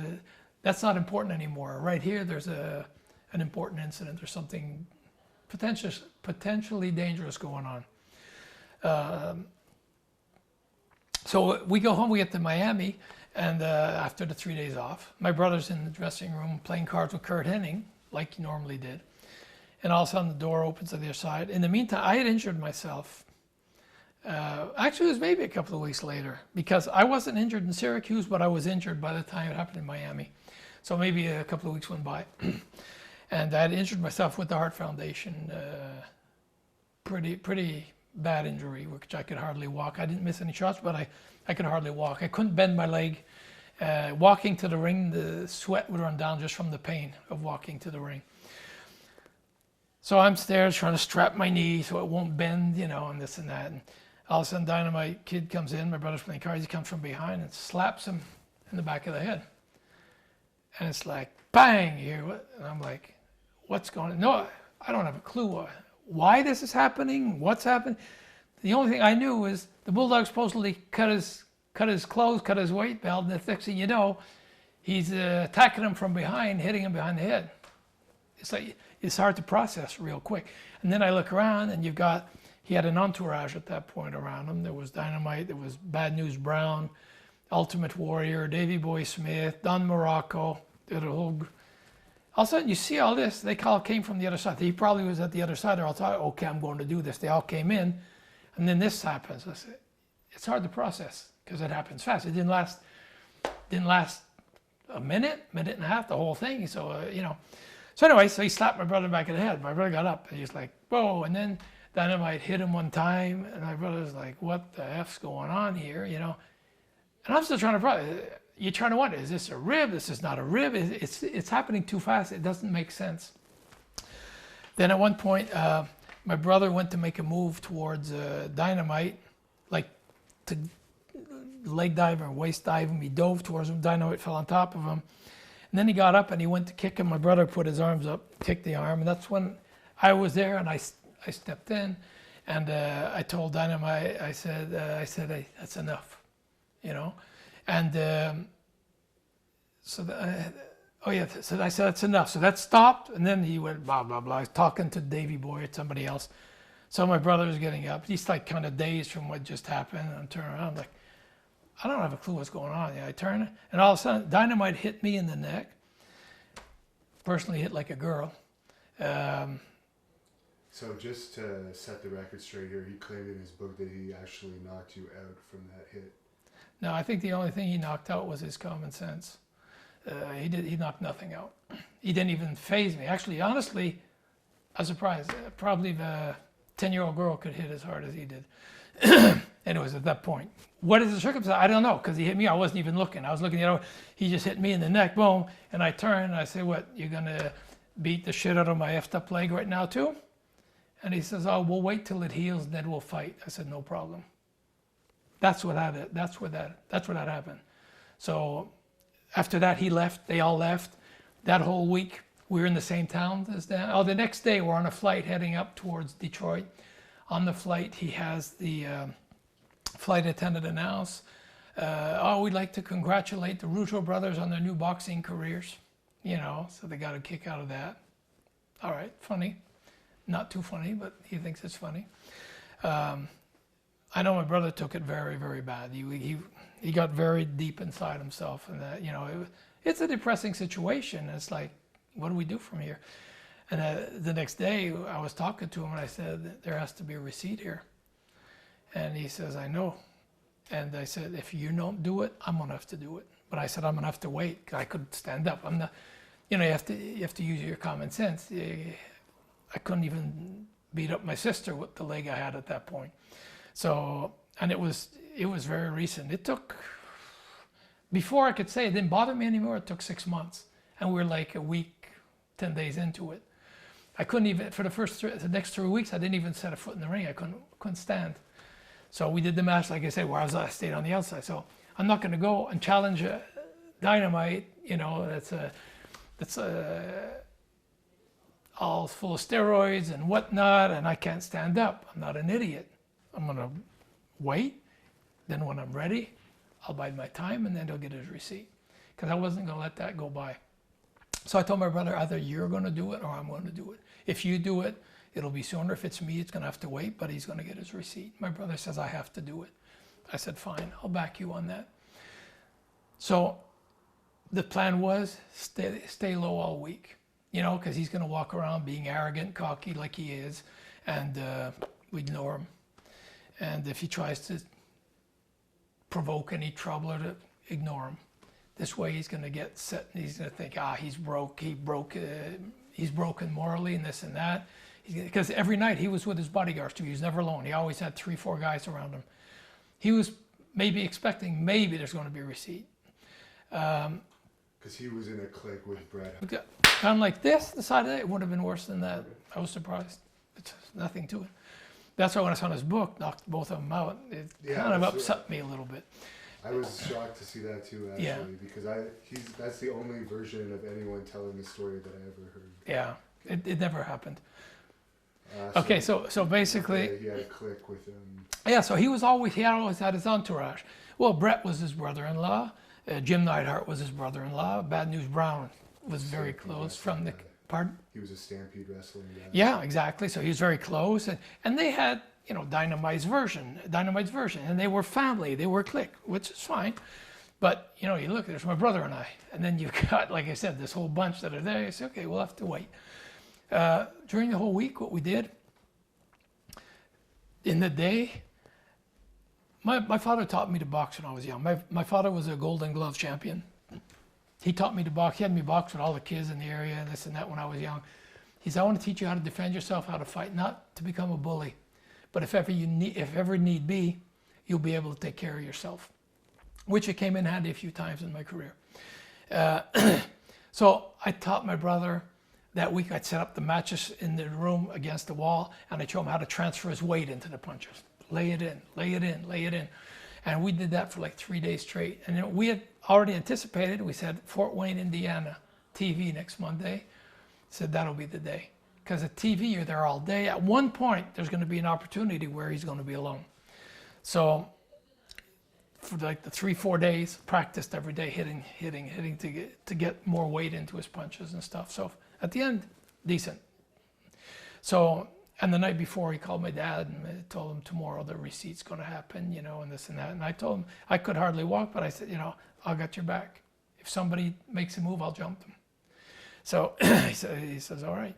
He calls my dad. That's what my dad told him to use a roll of quarters. He says, tape up a roll of quarters, put it in your hand. He says, when you hit him, it's going to have a lot more effect, So that's what he did. So the next day, we're at Fort Wayne, Indiana. And we're at the ring. And we even did on purpose. We went in the dressing room where the heels were, his clique was, and all that. So we didn't look like we're trying to avoid anything. We just set our dressing room, our stuff up there. And Dynamite came in, set his stuff up not far either, just to show. Dino Bravo was friends with Dynamite, but he was also friends with us. He told Dynamite, he says, it's not over. He says, F them. He says, they're broke. They're all weak. They didn't even talk. He says, Dynamite, I'm telling you, it's not over. He says, I know the Rougeaus. It's not over. Bah, bah, bah, bah. Say, I'm invincible. Nobody can beat me. Nobody can touch me, and blah, blah. Anyways, he told him, my brother and I were sitting at the ring, on the apron of the ring. And we're just discussing, okay, maybe when, wait till we have an interview, this and that, we'll go, we'll find him, this and that. Then Vince comes out to the ring because he heard what had happened. He says, hey guys, how you doing? I said, fine, Vince, how are you? He says, good. He says, I've got a meeting with Hogan now. And he says, right after that, he said, I'd like to have a talk with you guys. No problem, Vince. So that's what my brother said. He says, we got to do it now. Because he's probably going to say, I heard what happened, what happened, this and that. And if there's any more problems, I'm going to have to fire you guys, whatever. He says, we have to do it now. But I said, okay, let's go. So we got up from the ring. We went back. And then everybody was over at the cafeteria. So we were on our way over to the cafeteria. And then we crossed Pat Patterson. He was just coming out of there. So we're like 30 feet from the door of the cafeteria. Pat stops, hey guys, how are you? Pat knew what was going on also. And Pat knew it wasn't going to end there too. Because Pat was there one night. I don't know if you remember a wrestler called Zarinoff Leboeuf here in Quebec. He was tag team with Gilles the Fish Poisson back in the 70s. Grand Prix. So if you Google up Zarinoff Leboeuf, you'll see him and Gilles Poisson were Grand Prix tag team champions, this and that. He had roughed up my brother Armand when he started because he was insulted that they had booked him against my brother Armand because my brother didn't have enough experience, and he was a former champion and all that. We were in Rimouski. My brother comes out of the ring. His face is all marked. His eyes are glazed over. I said, what happened to you? He said, I don't know. He was marked everywhere. He said, I don't know. He was pissed off about something. I asked the referee, what happened? Was that enough out there? He said, I don't know, he said, I think he was upset because he felt insulted they booked your brother against him because he didn't have it. He felt your brother didn't have enough experience. Is that so? So that night I checked, I looked at every hotel in Rimouski. I looked for Zadinoff Leboeuf, never found him. 3 days later, we're in La Beauce wrestling. I'm wrestling Pat Patterson on the main event. And the earlier match is Louis Laurence. Louis Laurence against Zadinoff Leboeuf. For whatever reason, Louis never showed up. So I told Gino, I said, because Gino said, everybody's here. He says, well, except Louis Laurence. So the referee says, what are we going to do with the Zadinoff match? I said, you put me with Zadinoff. He said, I can't, you're on the main event with Pat. I said, you don't have to pay me for this. I said, this is personal. I said, put me with Zadinoff. Though Gino knew right away. Okay, Gino liked that anyway. So he says, all right, fine. I said, this is me and him. So so Gino gave the instruction, tell the referee, tells Zadinoff Ray's going to go over. So when they came back, he said, well, we'll see. I said, we'll leave it at that. I said, I'm going over. So we got, just before going out, Edward Carpentier says, hey, Ray, says, be careful, because he says, if he gets you down, he's going to cripple you. I said, well, thank you, Edward. You know, I said, because he was used to beating guys up pretty bad, kicking them in the face and this and that. So I said, I appreciate it, but I said, he has to get me down. We get into the ring, I get there, and I say, you were pretty tough against my young brother the other day. So he says, so? He's, what the F do you care? I said, I do. And I said, I'm going to be too strong for you tonight. He says, we'll see. So, because I didn't want to sucker punch him. So then he could say, I never expected it. I wanted to tell him what I was going to do and then do it. So he's a pretty big guy. He's 6'3", 260. So I had to use brains to beat the guy because he's stronger, heavier, you know. So the referee's looking like, what's going on? I said, it was Joe Clucci, the referee. I said, go in the corner. This is him and I. Anyways, it lasted about 3 minutes. It wasn't as spectacular as a wrestling match, but very efficient. I ended his career. He was never seen again, never even got his paycheck, never seen again in a wrestling building. He left Quebec, he lived in the United States, he moved from the province. He was never seen again in the province of Quebec. Pat Patterson was there that night and he saw that.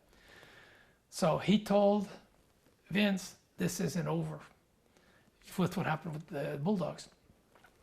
Like I said, you have to be respected. If you don't get respected in the ring, you're going to get walked all over, whether it's in the ring or in the dressing room. So I always looked at it a bit like being in prison. If you don't command respect, you're finished. So Pat told Vince, he says, Vince, this isn't going to be over. I'm telling you, there's going to be a comeback. Dino Bravo was telling Dynamite, this isn't over. He says, yes, it is, F them and this and that. And he said, I'm telling you it's not over. So we head over. I crossed Pat Patterson 30 feet before the door with the cafeteria. We're trying to find where is he right now. Now we're going to keep an eye on him. As soon as he doesn't have 50 people around him, he's going to get his receipt. So Pat's there. Hey guys, how are you? So I said, fine, how are you? He's good. He said, what's new? Nothing. I says, so nothing's new. He knew. He's just trying to see if we're going to talk. No, nothing's new. And all of a sudden, it's funny because Pat Patterson's in front of me. I'm looking next to him. I'm not really hearing what he's saying because all of a sudden we see Davey Boy Smith walks by. Don Morocco walks by. Ultimate Warrior walks by. We're starting to think there are a lot less bodyguards around him right now. And so I'm looking at Pat, but I'm looking at who's coming by. So I'm looking, oh, okay, the odds are getting better here. All of a sudden, Dynamite comes out, and he was alone. My brother just said to me in French, because Pat's talking to me, I don't hear 10% of what he's saying. I'm just too focused on what's going to happen right now, you know. So Pat's talking to me, and he says, hey, are you... I guess my response wasn't what it should be. He says, are you listening to me? I said, yeah. I'm not even hearing what yeah. My brother, all I said, I heard him say was, he says, I'm going to do it. So I just keep looking. I didn't want to turn because if I turn, Dynamite sees, whoop, both of us, he might get a little whoops. He's just been told 20 times by Dino Bravo, this isn't over. My brother had a book in his hand like he's reading. He's standing. So Pat's right here. I'm here. My brother's about 6 feet away. Dynamite's going to pass between us, but I'm looking at Pat so he doesn't feel like, whoops, I don't want to pass between these two guys. I'm ignoring him. I just heard, I'm going to do it.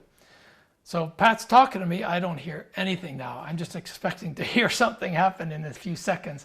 I see him coming up to it, and all of a sudden I hear, pow, right in the mouth. That's when Pat went, hey, hey. I grabbed Pat, and I pushed him in the wall. I said, butt out. I said, this doesn't concern you.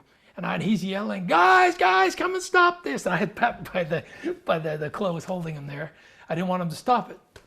And it was funny because, like I said, my brother, he's never claimed to be a fighter. He's never, and he hit him. He expected Dynamite to fall down. He lost 4 teeth when that punch came. And but he was staggered. His eyes were crossed. He was just staggered. When I turned, my brother was in front of him. And it was funny because I was playing a robot game. I was going, jab, jab.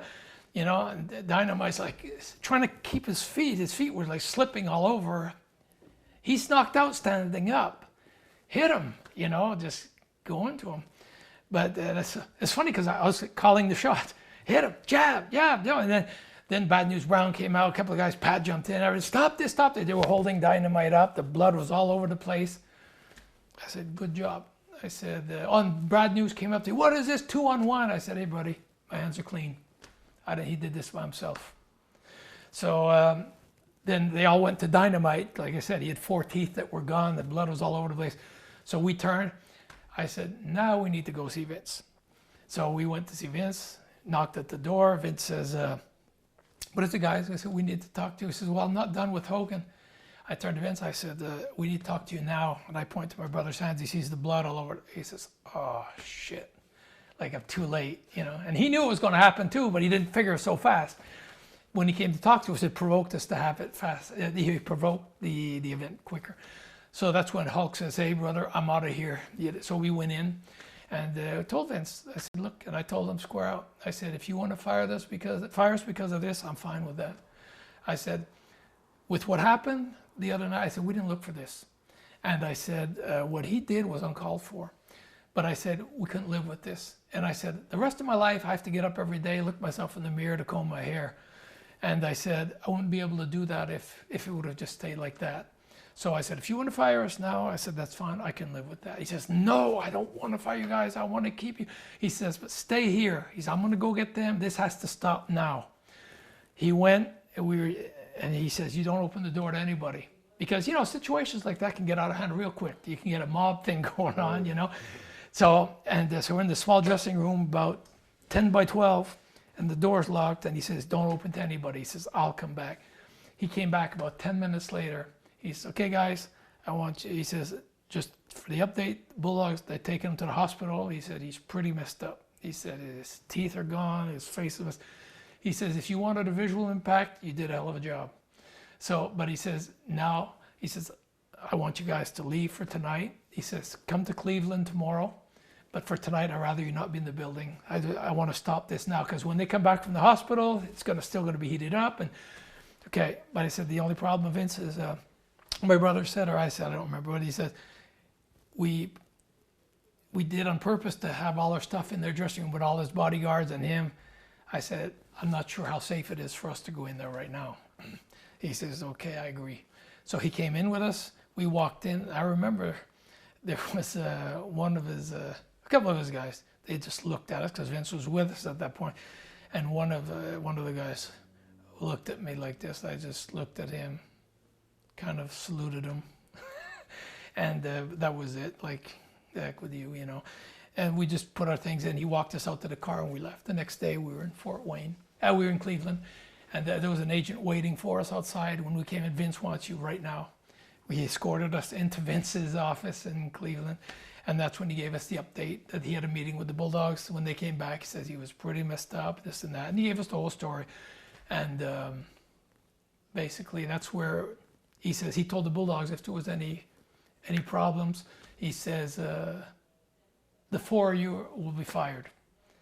He says, I said that to calm the things. I will never fire you guys. But he said, I wanted that straight. He says, this has to stop. Because he says, I told him. He says, okay. He says, now what? Don says, oh, I'm going to break their legs. I'm going to do this, do that. Okay, fine. He says, obviously you saw that things won't end there. He says, what? So you hit him? They retaliated. You'll have their leg's broken, do you think they're just going to go home and say, okay, we're crippled now, we'll go home and it's going to end like that? He says, what, 6 months later, you'll come out of a restaurant with your wife and somebody will hit you in the back of the head with a baseball bat? Then what? You'll have somebody killed in their family? He says, this ends now. You know, finally, it calmed everything down. And remember Vince, he had said, there's one condition. He says, they're going to pay for my teeth. And then Vince said, okay. So when Vince said that, I said, no way. Okay, relax. He said, I'll pay for the teeth. He says, I said that to calm things down. I'll pay for it. Okay. This, for him, that was like, okay, they're going to pay to have my teeth fixed. I'll pay for it. I said, fine, but I'm not paying for his teeth. So maybe I did indirectly and I don't know about it, but I don't care. For the principle, it was no. That ended there. A couple of weeks later, we find out, Vince says, hey guys, I have some bad news. He says, because the thing was, he says, it's going to end. Because, you know, some guys are going to say, hey, you got to get even, you got to get even. And guys were telling us there's a comeback being planned and this and that, so check your backs. You know, you can check your back. What else are you going to do? We're not going to leave, you know, we're going to stay there. But then, like Vince says, they don't want to leave this place. They're making money. He says they don't want to leave. A couple of weeks later, when Madison Square Garden, Vince has us come into the office and he says, bad news. Yeah, what? The Bulldogs gave their notice. They're finishing up at Survivor Series. Okay? So now it's like, okay, so that his plan of them not wanting to lose their job doesn't stand anymore. So now the rumors of the comeback make more sense. Like, they don't care, they're leaving anyway. So before leaving, he's going to try to save face. We have to be careful. So all of a sudden, we checked on the bookings to see where we were in the same town. So Vince had his book out. We looked and said, Vince, the last week in the territory, we're in the same towns as them. We're rarely in the same towns. It just worked out that the last week, we're in the same towns every night with them. I said, Vince, this isn't good. Because if there's going to be a comeback, it's going to be in the last week he's here. And I said, knowing him, he's lost face right now. He's just a big overblown ego. And he's going to want to save face. He's going to go to extreme measures for that. So I said, you know, knowing the person, I said, it's very possible that we could cross him in a hallway in a building, and just thinking funny like he is, he's walking by and he might just go like this. I said, if he gets within striking distance of me and if I feel threatened, I'm going to nail him. You know, so I said, there's a potential of something bad happening here. He says, I agree. So what he did is, he had the last night before the week we were going to spend with him, they were going home on tour because they weren't doing TV anymore because they were leaving. So Vince set up a meeting at San Francisco Airport. We're doing taping at San Francisco. He had them coming in, go through San Francisco before going to Calgary to meet. So Vince set up a meeting in the Admirals Club. The two Bulldogs, my brother and myself, and Vince. That's the first time we'd seen each other since the comeback. So at this point, because like I said, everybody pumps everybody to see what can we create here. So we said, it's good that we see each other first to diffuse anything, or just, you know, if he has a problem, say it. You know, we'll talk to you without having 50 guys pushing you. So we met there. We came in, we sat down. So Vince started by speech by, you know, I don't remember what he said, but he started the first 2-3 minutes like to set the table. And he says, like he was saying, I spoke with the Rougeaus, I spoke with the Bulldogs, you know, he's telling them he spoke with us, he spoke with them. And he says, Dynamite gave me his word that this is over. And so anyways, we talked. And Dynamite says, you know, I don't appreciate the being sucker punched and this and that. I said, your attack on my brother in Miami, it was uninvited. It was out of nowhere, you know, and unjustified. I said, whatever you heard, I said, it was unjustified. At that point, everybody knew that Kurt Hennig had been in the middle of that. So I said, you don't need an invitation to go to war. So bottom line, and then my brother started to want to talk, and I told him in French, shut up. There was enough heat. I said, I think I could defuse something better than he would at that point, because right away Dynamite says, oh yeah, right away they were both. I just said, shut up. And I took the floor and I just, you know, brought this. I said, look, I I said, this is a situation, you initiated something, there was a comeback. Vince said, you have spoken. He said that you gave your word to Vince that this was over. I said, your word is good enough for me. I didn't 100% believe him. That's what I said. I said, I'm not going to be stupid and say yes and then turn my back to him. But I said, your word is good enough for me. I said, as far as I'm concerned, you've got my word, it's over. And and I spoke to Davey Boy, same thing. I understand you're caught in this like I'm caught in this. But I said, personally, it's over. And I said, if you give your word, it's over. So Vince, at that point, said, I'd like you guys to shake on it and all that. I said, I have no problem with it. I shook hands with Dynamite, shook hands with Davey Boy, my brother shook hands, boom. And then we left. We said, okay, that's the way it's going to be. So we left. The last week, like I said, I told my brother, we can't be idiots either and just say, okay, oh, it's over, and close your eyes. And, so when he'd take a shower, I'd stand guard outside. I'd just be there. And we wouldn't both take showers at the same time. He wouldn't take a shower and I'm somewhere else, and vice versa. We kept, and Dynamite said something when we had that meeting too, and he says, because he didn't want to give any credit to my brother for that, because Dino told him, he says, look, I know Raymond, and he says, it's not over. I'm telling you, it's not over. So Dynamite says, one thing I want to get straight, brother. He said, I credit you for the comeback. I don't give him any credit. That's what my brother says. Hey, I said, shut up. It doesn't matter who, matter is he gave his own comeback. It doesn't matter who did what. He did it on his own. He got the cuts, and it took a lot of guts to do it, a lot of courage, because he was nervous, he was scared of doing it, but he says, I have to do it. So I give him credit for doing it. So anyways, after that it was over, we left. So the last week, like I said, we were being very cautious, and we stayed at different hotels from the guys, just not to leave anything. The guys, where are you staying? Oh, I don't know, we're going to check in somewhere. Just to avoid that last week anything happening. The week ended, and then we had the last match. We're working with them at Survivor Series. It was just a coincidence. It was 5 against 5 at the Survivor Series. Vince worked it out to where he wanted us out of the ring early and leave the building, because it was their last night. So if something happens, it's tonight. So Vince says, I want to end this now. He wanted us eliminated early, just leave, get out of the building this way. After that, they're gone and it's over. So that's pretty much in detail what happened with the Bulldogs story. And the one other feud I wanted to ask you about was the Bushwackers. Yeah. You had one WrestleMania match against them. Yeah. It was very light as far as I'm concerned, because they're not intense matches. They were more, they were characters. They were gimmicks. I had no problem with them. They had their own style. It's not like you go out and you're going to build a big story and this and that. They make people laugh. So basically that was it. So it wasn't very intense. They were a pleasure to work with, two very nice guys, but like I said, it's not something that stands out in my career. Wow, yeah, the feud of the Bushwackers. The Rockers, yes. Hart Foundation, yes. The Garvins, yes. But Bushwackers, it was just fun to work with them.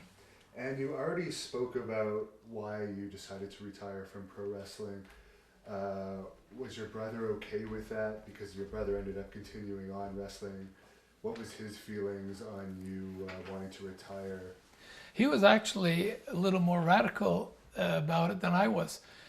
I never closed doors. I mean, like I won't have a retirement match in case. I was 34 years old.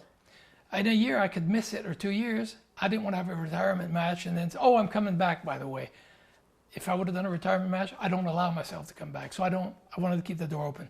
We had spoken about it. My brother was more radical about it. He's more emotional than I am about it. When we finished, we were finished. He says, I'm done. I'm never wrestling again. It's over. Never. I said, you can never say never. We don't know. Maybe in 6 months from now, we'll want to come back. Never. He said, when I get home, I'm burning all my stuff. I said, don't burn it. Wait. I said, let's do one thing. When we get home, if you'd asked me, I would say, I'm never coming back. But I wanted to leave the door open in case. He's like, I'm never coming back. So like I said, he was more emotional. I said, let's do one thing. When we go home, we're done. Let's take 6 months, not even talk about it. And then we can sit down after 6 months and then just say, okay, do you miss it? Do I miss it? Do we miss it? Do we want to go back? Are we happy the way we are? Let's take 6 months.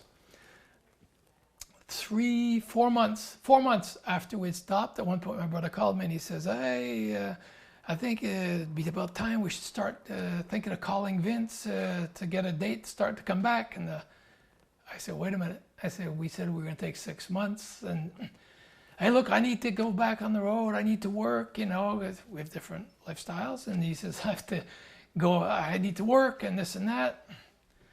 I said, look, I said, if you ask me right now, I said, it's no. I said, we'd say we wanted to take 6 months. But he got a little more emotional about it, that he wanted to go back. He needed to go back. And for me, I said, if you ask me to position myself now, the only answer I could give you is, the longer I'm away from it, the happier I am.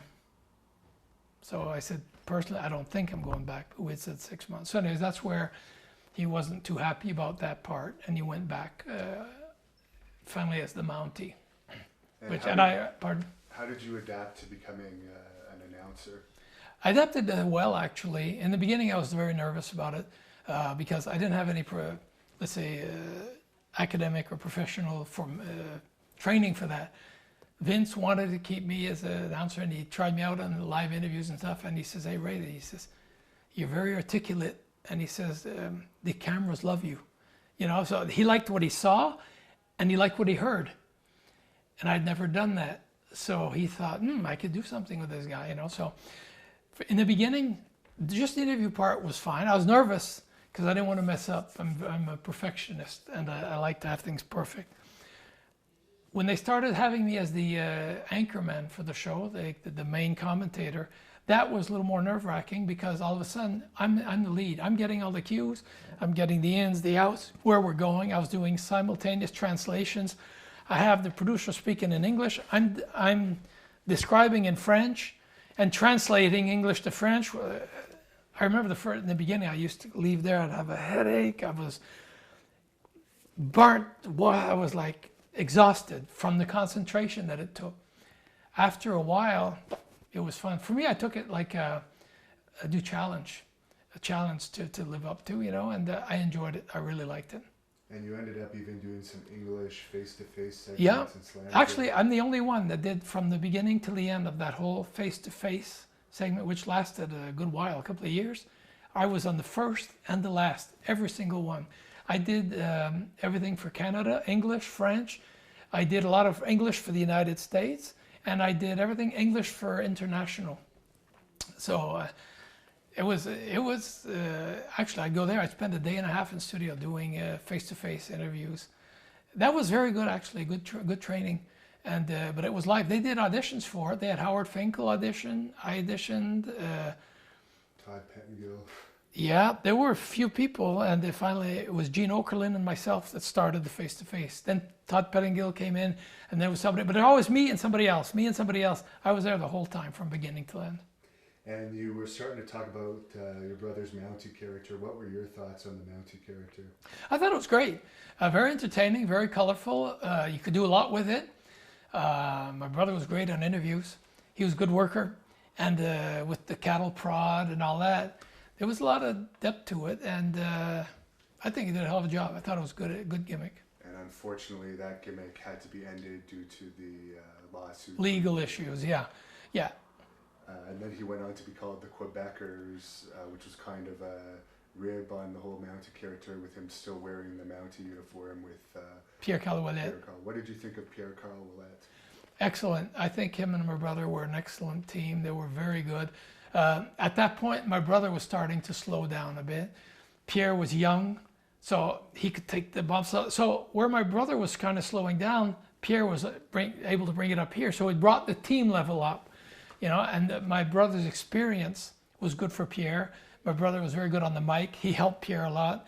I think they were both good for each other. At that point in time of their careers, they were both good for each other. And they were managed by Johnny Polo, who went on to become Raven. It seemed, talking to your brother, that he wasn't really too happy about having him as a manager. Do you have any idea what the issue was there with Johnny Polo? Yeah, I think... I kind of noticed that the chemistry was there. Maybe there were personality clashes or something. Maybe Johnny Polo wasn't really happy as being a manager either at that point, because he wanted probably to be more in the ring. but he was stuck in a manager position. So I think everybody, like he wasn't where he wanted to be, so he wasn't putting everything into it, and maybe the personalities weren't quite there. I think it's a whole, it's circumstantial, I think. So your brother Jacques had a successful run as the Quebecers. I believe they were tag team champions 3 times. Then he eventually decided to have his first official retirement match in 1992 at the Montreal Forum, which I believe was sold out. Yes, it was. Yeah. Probably the last legitimate sellout. Yeah, probably. Yeah. And you managed Jacques for that. What are your memories of that night? It was a very emotional evening.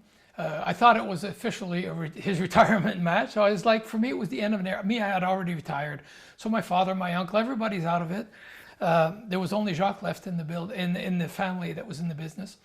And it was, for me, it was like the end of a whole era of the Rougeau family in the wrestling business. So for me, it was emotional also.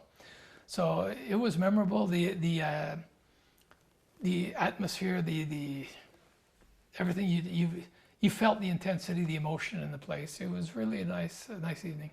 And the next really big match that you were involved with in Montreal, I guess, was your boxing match against Owen Hart with George Chuvalo as the special guest referee. No, George Chuvalo was, Owen Hart's manager. He trained with, he was Owen Hart's trainer, and he was his corner man during the match. And your father was your corner man. I had Dino Clavet, which was a professional boxer, and my father in my corner. And what are your memories of that, and how did that whole situation come about? That was great. It was the thing that happened for me. I was retired. I was gone. I'd never officially retired, so I could always keep the door open. My son, I retired 5 months before my son was born, so he never saw me in the ring. When he was at that point he was 7 years old when I did the match. When he was asking me about it and stuff, he was 6 years old. He said, "Dad, am I ever going to see you in the ring?" Because he was watching me as a commentator, watching me doing interviews, watching the WWF. "Am I ever going to see you in the ring? I'd like to see you wrestle," and this and that. I said, "Oh, I don't know. I don't think so. Oh, I'd love to see you," and this and that. I have one son. What do we do for our kids, huh? Get back into shape and get back into the ring.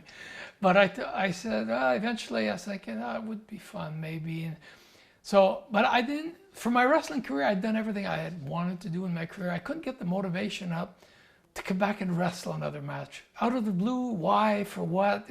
I just couldn't get into it. I always liked boxing, like I told you. I always loved boxing. And I came to Vince and I said, "Vince, I'd like to come back to do a boxing match." I wanted to do it with Shawn Michaels originally. But at that point, evidently, we'd have a boxing match. I was going to go over in the boxing match, and Bret had left. Vince was building Shawn up, to be his next superstar. It wouldn't be good for Shawn. So, and I understood that perfectly, but I just suggested Shawn, because we'd worked together as the Rockers, this and that, and I knew he was a good worker. I said, he's in great shape. I knew I'd be in great shape too, so I wanted somebody to be in shape. I said I would have a hell of a good boxing match. Then it wasn't, like I said, the timing wasn't good for that. That's where they suggested Owen Hart. I said, "Yeah, Owen's fine. Yeah, he's professional. He's very dedicated." And I knew, that'll be fine. So that's how that came about. We did an angle where the show before the Forum, I was announcing this and that. And Owen Hart came and hit me from back in the ring, stomped me, this and that, which would have come back. But I challenged him to the boxing match, and that's where we brought that up. And what was the fan reaction to that? Oh, it was great. It was great. It's funny because our business is at work, but I trained 6 months for that one match. I was running every day. I was doing 1,500 sit-ups a day, jumping rope for 30 minutes a day.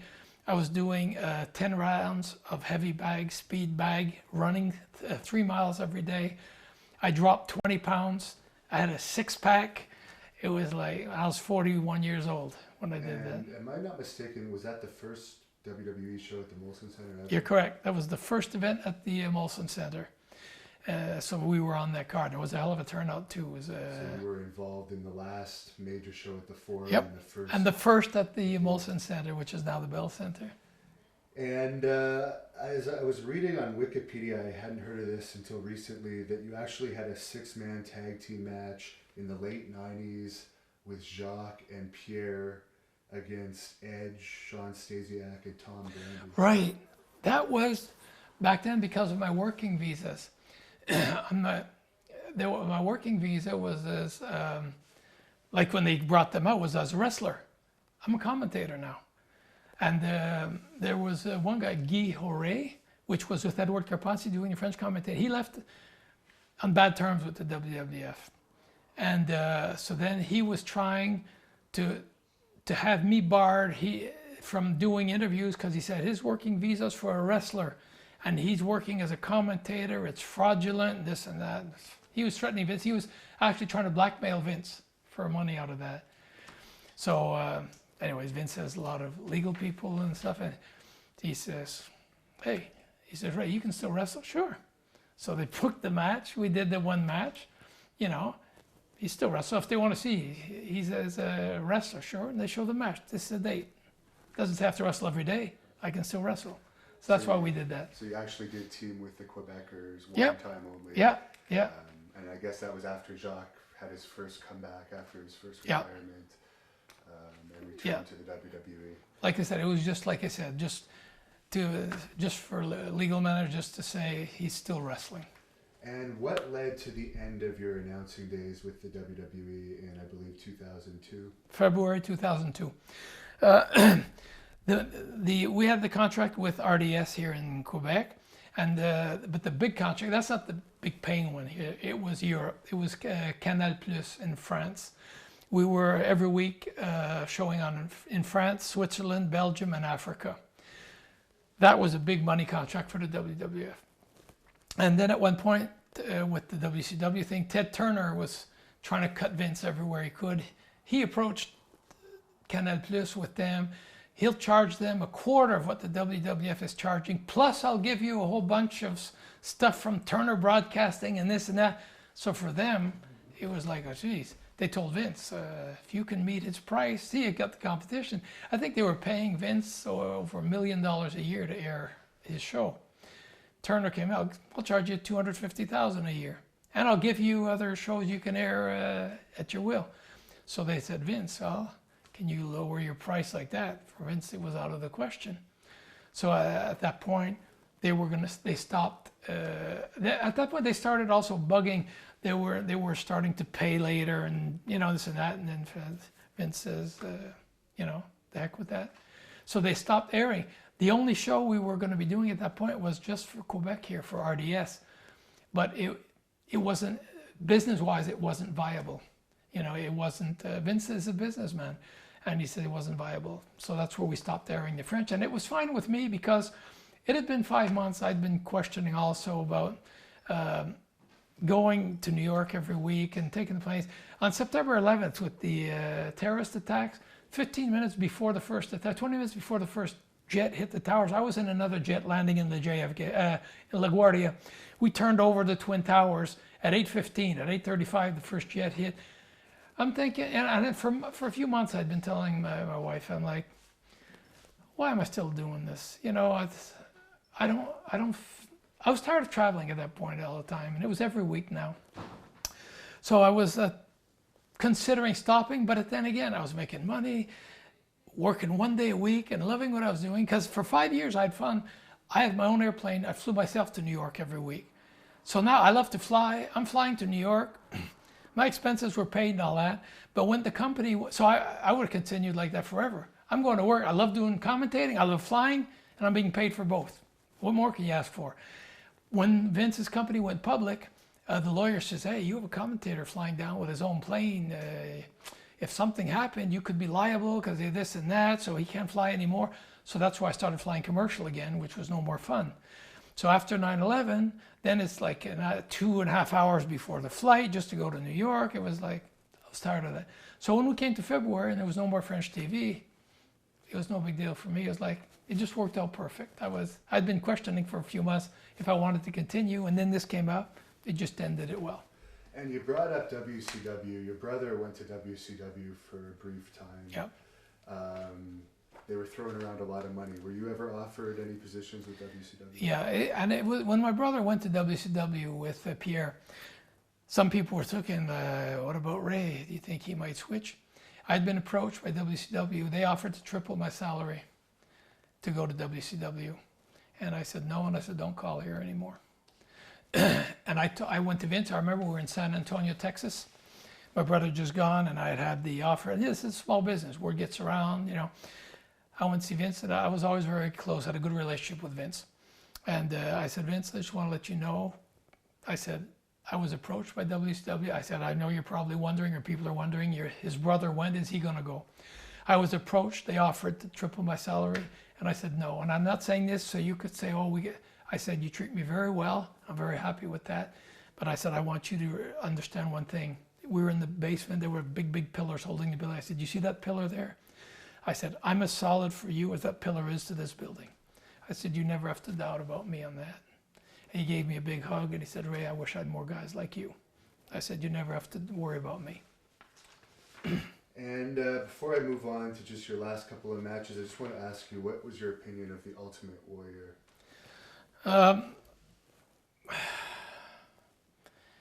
He's not a guy I appreciated more, particularly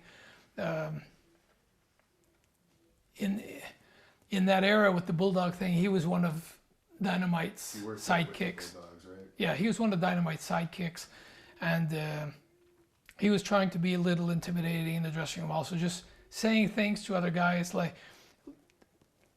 trying to make it like we're not supposed to hear, but I want them to hear, like, you know, this isn't over, you know, little stuff like that. So he was playing a little game.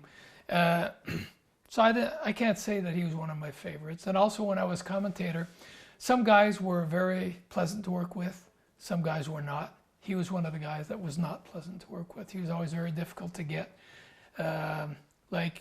Everybody, the whole crew would be done. We only have one interview left, 2-minute interview with Warrior. Later, I don't feel like it right now. He'd keep a whole crew there for like 3-4 hours until we do a 2-minute interview. So, you know, I can't say I'm a fan.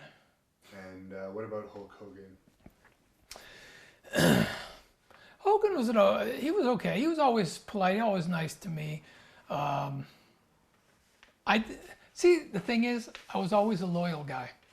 You saw, like I said, I turned down offers to go against Vince because Vince gave me a hell of a break, and I appreciated that. I'll never turn my back on a guy like that. For whatever the reason, I'm not judging this, that, but when I'm sitting as a bystander and I'm seeing Hogan, which we could say Hogan made Vince, Vince made Hogan, I think they both made each other. You can't turn your back on a guy like that and try to put him out of business. And all the things he was saying against WWF after that and against Vince, that I had a bit of a hard time with. Not that I don't hold a grudge against him for it, but it's just not my way of thinking, not my philosophy of doing things. But like I said, many people do many things. It's their way of seeing it. I just don't share that vision or that way of doing things. So.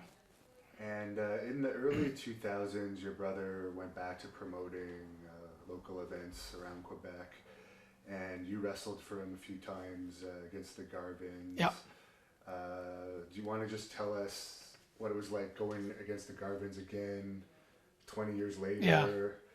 And also, when exactly was your final match and where? When my brother started his promotion, I didn't want to come back into the ring at all. I was still in good shape. The only thing is I didn't feel like it, you know, and I ended my career in the biggest federation of the world. I didn't want to start and come back and start working small local shows.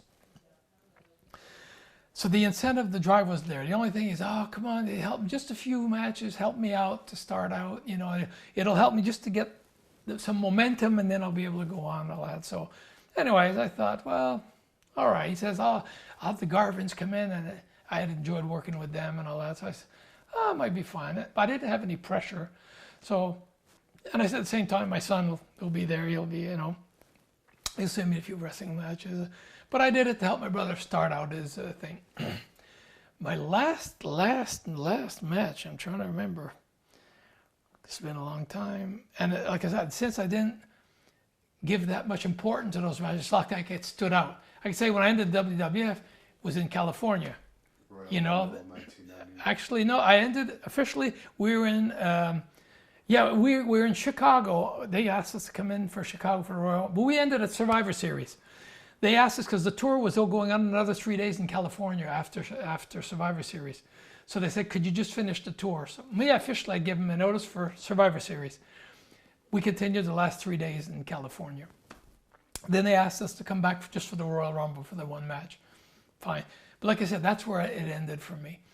My brother, it may have been in if I recall correctly, Lac Saint-Jean, in Jonquière, Lac Saint-Jean. He did one match there, and I think that was my last one. Yeah, my brother, Armand, Jacques, and myself. That might have been the last one. A 6-man tag. Yeah, we did a few 6-man tags at the end there, and I think that was it. And how do you want to be remembered? What do you want your legacy to be? It's funny because Vince told me when I was commentating, because I had breakfast with him a few times, we'd talk, and he says, Ray, he says, you are just, he says, so different from everybody. He says, it's like you're from another planet. And he says, he says, because I wasn't a party guy, didn't drink, didn't do drugs, didn't do this, didn't do that, always loyal, never jumped ship, always, even when WCW was gaining momentum, I'll stay right till the end. He's like, you're from another planet. And I said, oh, thank you, I appreciate that. What I'd like people to remember, and it was one thing he said, I always try, Nick Bockwinkel was a guy like that. When he wrestled, he always wanted to bring a certain class to the business. That's what I wanted to do also. And when I became commentator, Vince, what he said, he says, what I like about you, Ray? And I said, no. He says, you bring a touch of class to my show. I said, thank you. I never forgot that. It was like, wow, I never looked at it that way, but he says, you bring a touch of class to the show. I said, thank you, I appreciate that.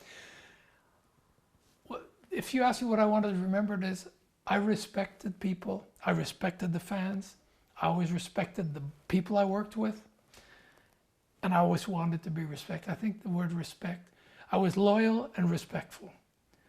And I think that is it. And still today, when I'm loyal to somebody, I'm loyal right to the end. No matter if times get hard or something, I won't abandon ship. I'll be there right till the end. I'll sink with the ship. Basically, that's it. Okay, thank you very much. Is there anything you want to say to your fans before we close? Yeah, basically, I want to say thank everybody. I want to thank everybody. Thank you all for supporting us, for hating us during the career when we were the fabulous Rougeau brothers, for loving us when we were the Rougeau brothers, for being there for all the attention. Many times, I'll see people, meet people somewhere, and they'll say, Mr. Rougeau, I'm glad to meet you, and I want to say thank you for the memories. I want to return it. I want to say thank you for the memories, because it's all the fans that made my career what it was, that made it so enjoyable, that through the tough times, the hard times, when you're on the road, you get there and the building is full of screaming fans that are passionate. That's what gives you the drive to keep going on. I want to thank you for that.